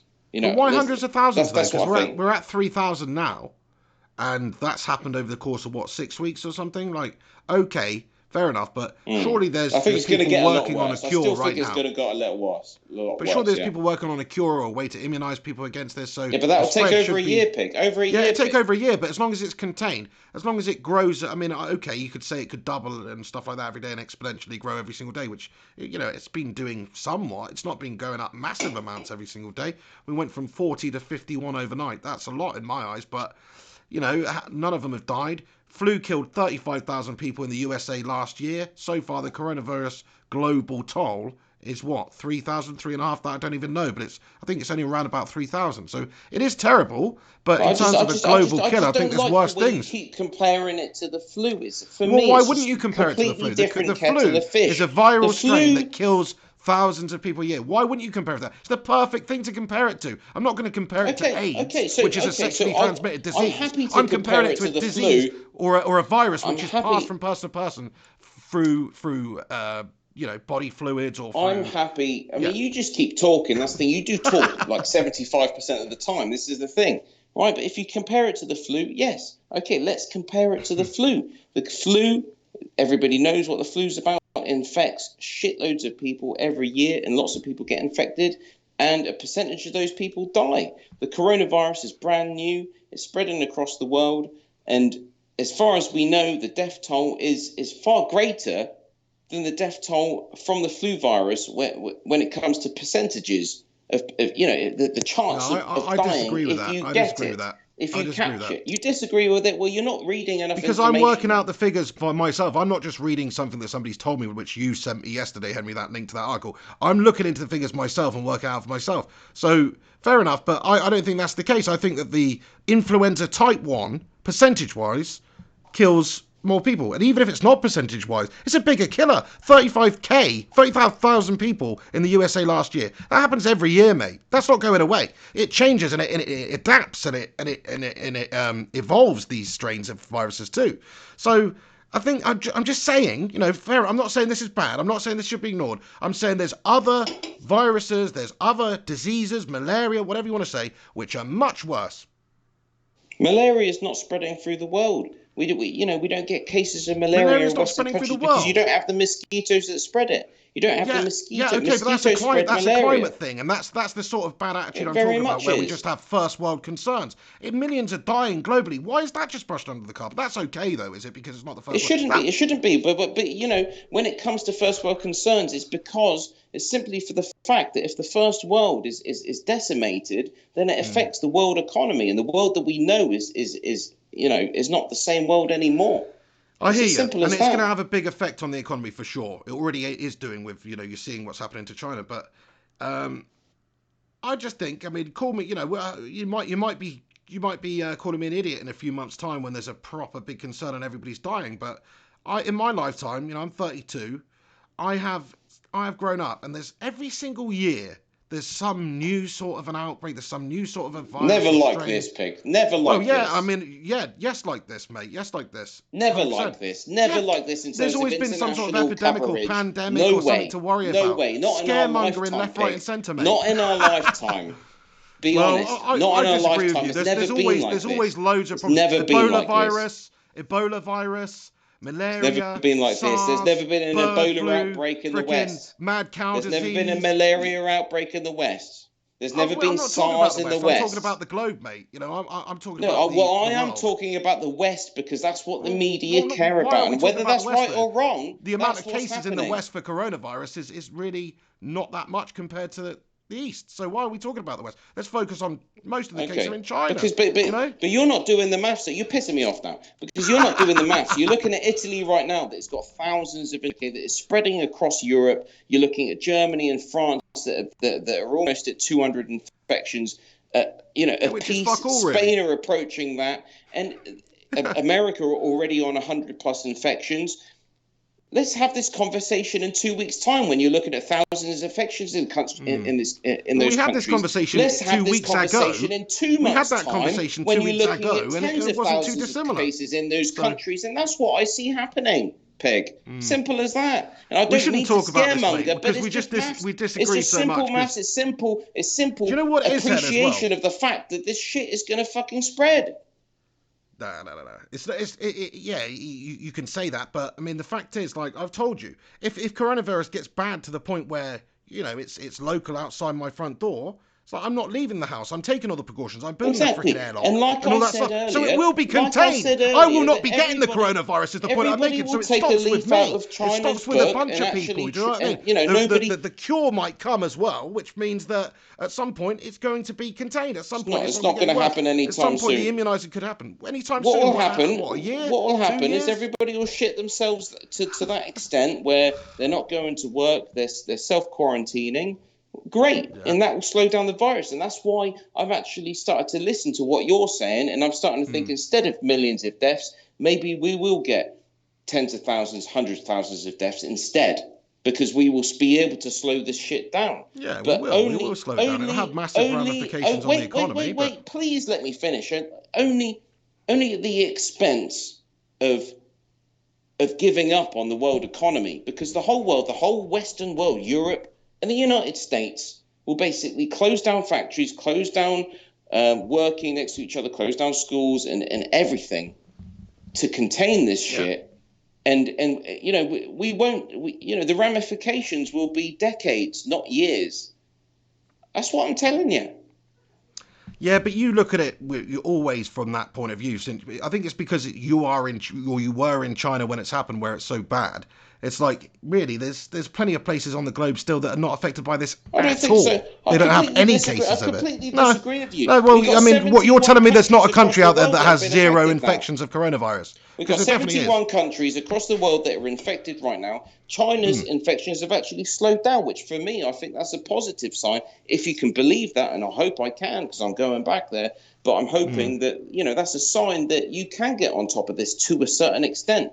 But what has scared me over the last couple of weeks is the spread across Europe and the United States to somewhat, but certainly Europe, Iran, Korea. The economic ramifications are the big issue. It's exploded in these countries, and for anyone, you know, even you, Pig, to downplay that, we're doing a disservice, because nobody's died in the UK, mate. This. I'm sorry, but globally, okay, fair enough. But no, I can let me finish now, Henry. You let me finish, Henry, because I let you finish. So, more people dying from bloody bee stings in the UK right now. Should I be worried about bee stings? Should I be worried about these things? I know what you're saying, Henry. It's not on my doorstep. We're talking about these first world issues again. I see that, yeah, it's a global concern, but there's so much other pressing things that are going on that are killing way more people globally than this even has the potential to do. So, fair enough. Maybe. How do you know it doesn't have the potential? Because we're talking about the percentages of people that you said. Look at the recovery rates. That's all you need to do. 80% are recovering, mate. Like, come on. It's not going to kill it's not going to just destroy the whole world. 15% of people that recover actually get the virus again. Did you know that? 15%. Well, that's a very small percentage of people, so not a concern then. Sorry. If you recovered, not a concern. And also, somebody who's had the virus and then gets it out their system can no longer pass it on to somebody. So once somebody's been recovered from the virus, they cannot then go after it's left their body. After a couple of weeks, it can stay in your system, but they can then not go and give it to anybody. So they'll recover, and then they're immune, and then they are no longer able to pass that on. That's how it works, mate. So if the majority recover, then I don't understand how we think the world's going to be decimated here. You know? So you don't think maybe it's if it gets to these poor sanitation countries where the it, sanitation's not good and the medical system's not good and the hospitals can't deal with it, then yeah, fair enough. That might be a concern for some of these places where sanitation's an issue and all that kind of thing. But, you know, nobody's died in the UK. Percentage-wise, most people recovered. Like, fair enough, it's another thing to be concerned about, but it's nothing to be that worried about. The UK? Let's not talk about the UK. All I'm talking about is what's going to happen. I'm not talking about what's happening now. I'm talking about what's going to happen. You want to talk about the world? That's what we're trying to talk about. Yeah. Well, 35,000 people died in the USA from the influenza type 1 last year. 3,000 people have died globally so far in 6 weeks or however long it's been globally for this. It's not very long at all, considering how. So we're talking about 10% of one country's deaths. That's the global figure. Is it really that much of a major? You know, if it spreads and gets worse, it has the potential. Of course, all of these things have the potential. At that rate, then you're looking at millions of deaths. That's the maths. Yes, that's the maths. No, is it the mass though? Because It is the that's mass. if Of course it is. everybody in the Of course world it is. If we did a Pig got of the Hen infected. show about a month and a half ago, where we're looking at 132 deaths in But China, everybody's not going to get and less infected, than 5,000 infections, and now we're looking at best part of 100,000 infections and 3,000 plus deaths. You do the math, because that was 6 weeks ago, and we do the math, across the rest of 2020. Hell, you want to work it out do the yourself. maths on influenza, mate, and then tell me if that's not a bigger concern for you and your loved ones. Because at the moment, I'm not sure if this is. I think there's other things that are out there that are worse. But we've got our opinions. Yeah, at the moment, I think you'll be contained. You say at the moment. What I'm saying is shit's going to get bad. I'm telling you. They said the same about bird flu, swine flu, SARS, all that stuff. They said the same about it, mate. But fair enough. You're pinning me on this. You're pinning on me on this on the Pig and the Hen show tonight. I didn't even want to get into this. It's just my own personal view. But I'll come out with it if you want to. Okay, mate. No. I think this shit's going to go bad. Everybody knows that. I'm sorry. Bacon and Egg Brigade, I think this shit's going to be bad. Prepare. Get your fucking pharmaceuticals in. Prepare for this shit. Well, to be fair, yeah, there's nothing wrong with being informed. There's nothing wrong with taking the precautions and preparing for the worst. That's absolutely true. You're spot on there, Hen. I don't want to. Every time we talk about this, because we just have such differing opinions, we end up having a massive argument. But I think we've got most of the bases covered there. There's a lot of people in this live chat agree with me. There's a bunch of people that agree with you, and that's how it is. People have different opinions at the moment. So exactly. we'll see how it plays out. Either you'll be telling me sides of the sea. Either you'll be telling me in a year I told you so, or I'll be telling you in a year I told you so. So we'll find out. I don't want to be telling you I told you so. I don't want. No, I know you don't, but I don't need to be vindicated here, mate. I don't want to be. I know you, Hen. If the UK got infected with 1 million cases and you're over in China, you'd be going, "Told you so, mate." No, trouble is, if it's really that bad, we might not even be able to get online anymore. In this respect, because who knows what will happen to monitoring or in terms of online media, in general. Who knows? Fair enough. It's not about right. Okay, I think we should wrap this show up anyway. We're approaching the 3-hour mark. Considering there was not actually that much to talk about, Hen, in terms of football at the moment, we've done pretty well. We've always got shit to talk about, we Pig. Yes, mate. Actually, do you know what? I want to give a massive shout out to a long-time viewer of the channel, but he's just become a member of the Bacon Brigade, and I would like to say Bacon and Egg Brigade. You mean? Let me just double check if it's the Bacon and Egg Brigade. But how can I? Oh, right, here we go. No, it's just the Bacon Brigade, Henry. So what does that mean? G Wolf United has become a member of the Bacon Brigade. So what is the Bacon Brigade? Why is it a Bacon Brigade? I mean, I don't think you should be able to become a member of the Bacon Brigade whilst listening to the Pig and the Hen show. I mean, it's just kind of like you might as well just spit in my face. Cheers, mate. Oh no, I mean, obviously this, they're just members of the channel, the Flying Pig United channel. We have 4 different tiers. We've got the Bacon Brigade. I just called the second tier the Bacon and Egg Brigade for fun, and then the third tier is called, I can't remember, and then the last one's called the Crazies, which, by the way, we do actually have one member. I've not seen him since he's joined up as a crazy, which is Mark Dolman, but shout out Mark Dolman.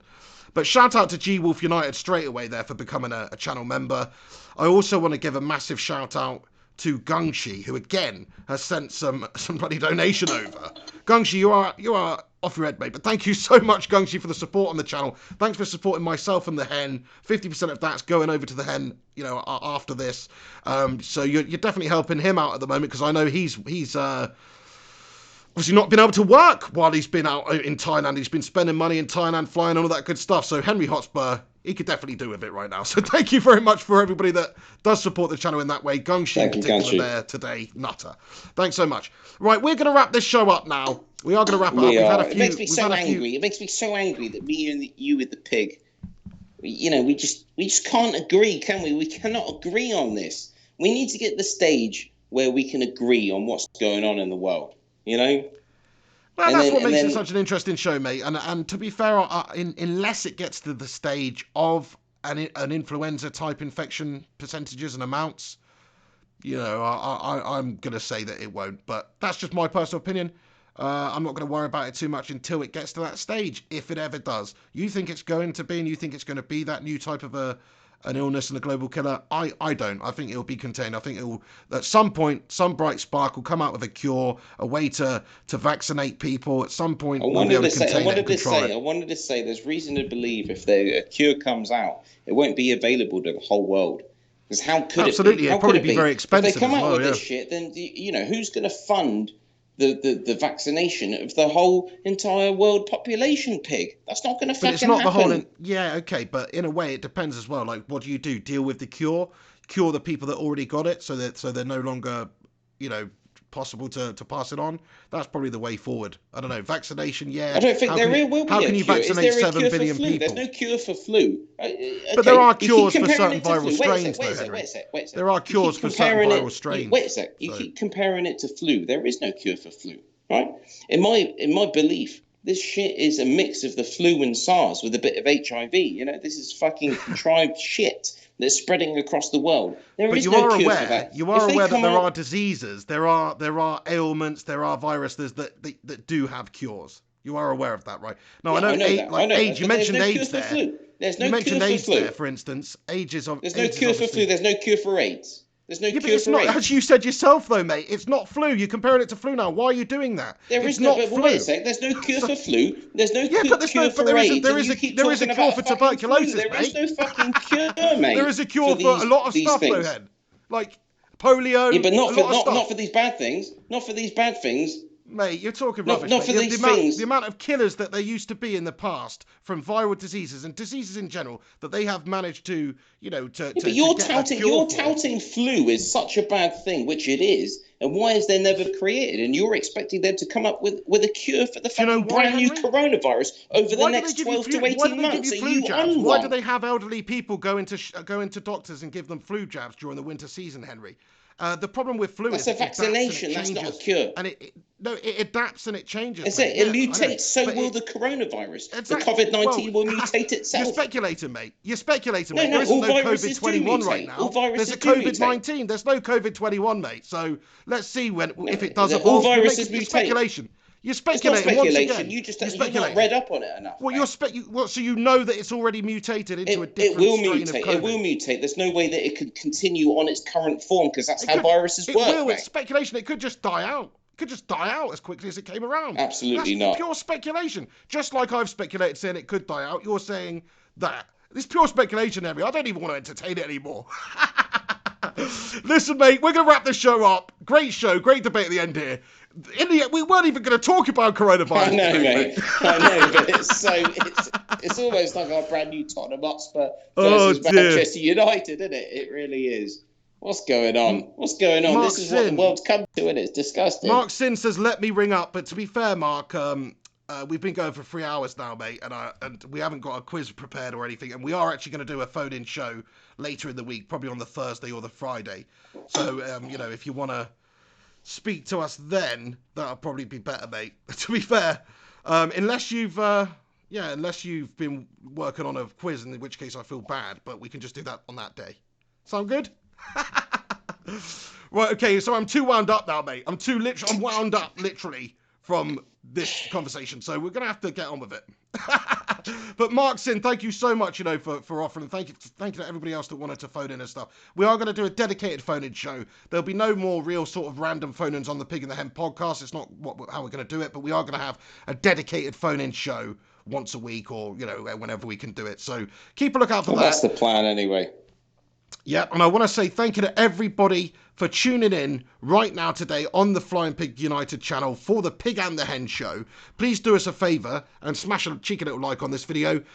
Give it a subscribe if you happen to be new to the channel. You can also follow this podcast on soundcloud.com or your iTunes podcast app or whatever podcast app you use. Go and have a search for it. Search Pig and the Hen Show or Flying Pig Podcast. So yeah, that would be absolutely fantastic. Please do follow us on all those platforms. Henry's available on Twitter at Henry_Hotspur. I am available on Twitter and Instagram and Facebook at Mr. Flying Pig HD. So please do that. Mark Sin says he has a mini quiz. Well, I mean, what do you want to do, Hen? It's not up to me, mate, is it? As abundantly clear this man. evening.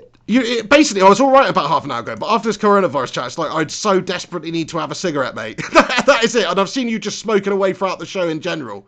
Man, I need a cigarette as well. I'm hyped up. I'm het up right now, I'll be honest. I'm het up. I'm het up as well, mate. Yeah.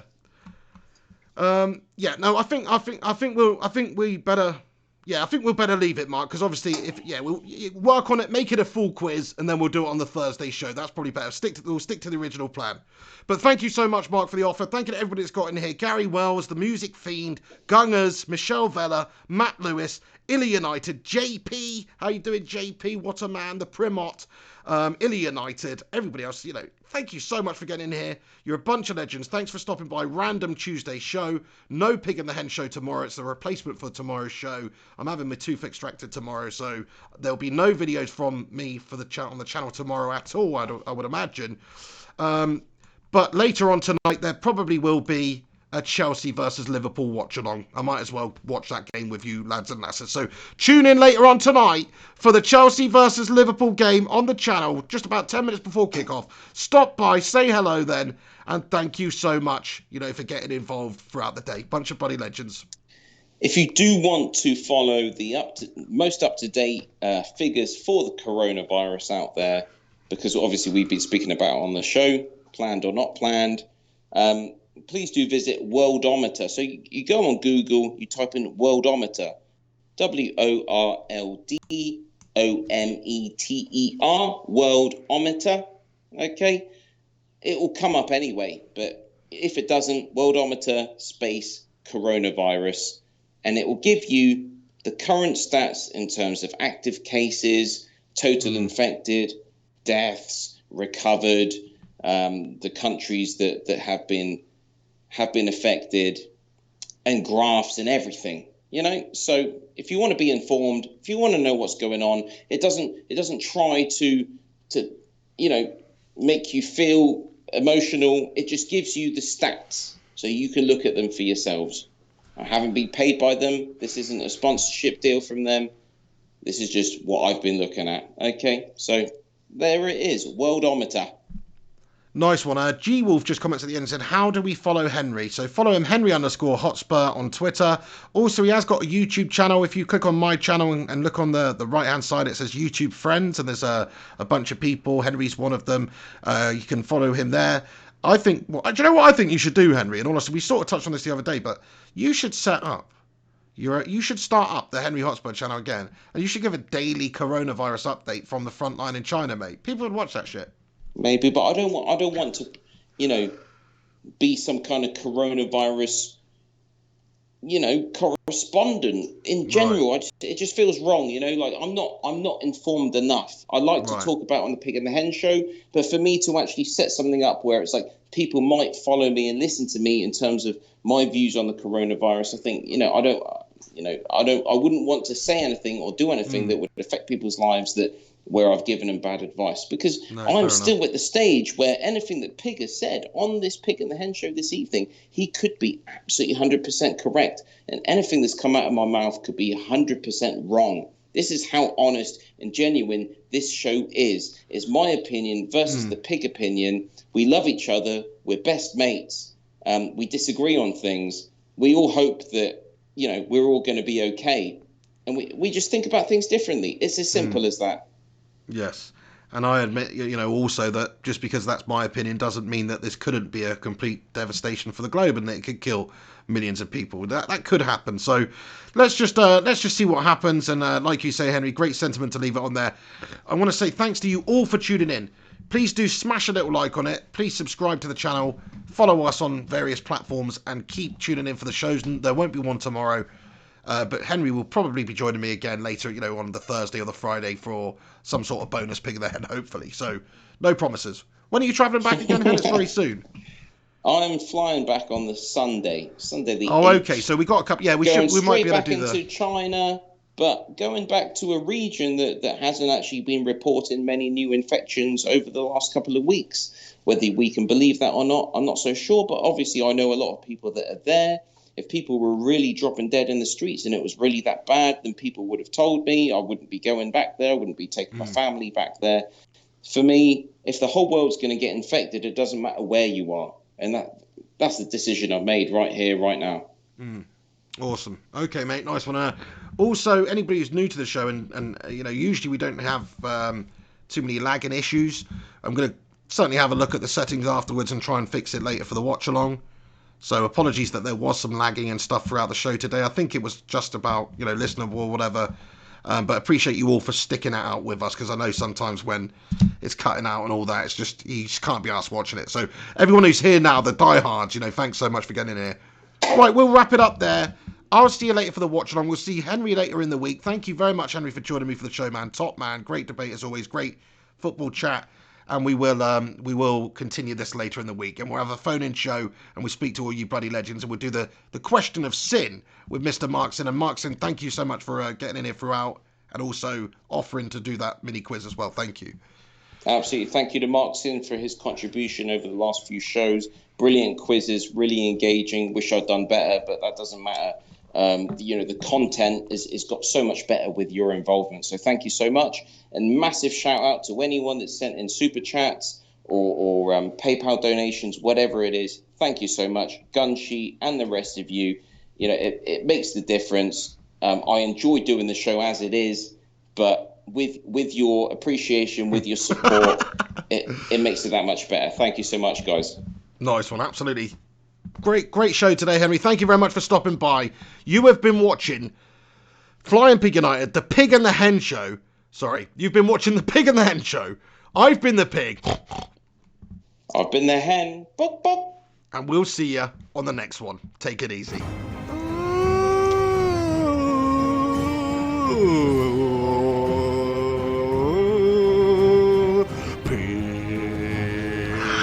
And the hen.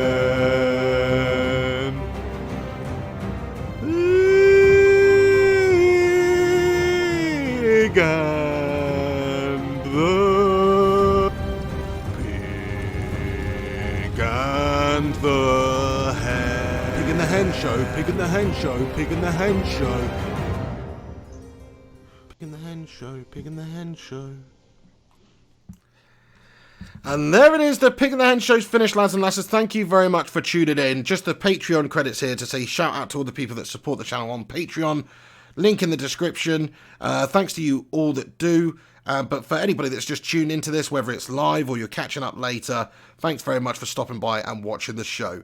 Please do us a favour before you go. Smash a little like on it and all that good stuff. But once again, the rolling rollers, the legends here, rolling down the screen. Thanks to you all for supporting the channel in any which way that you do.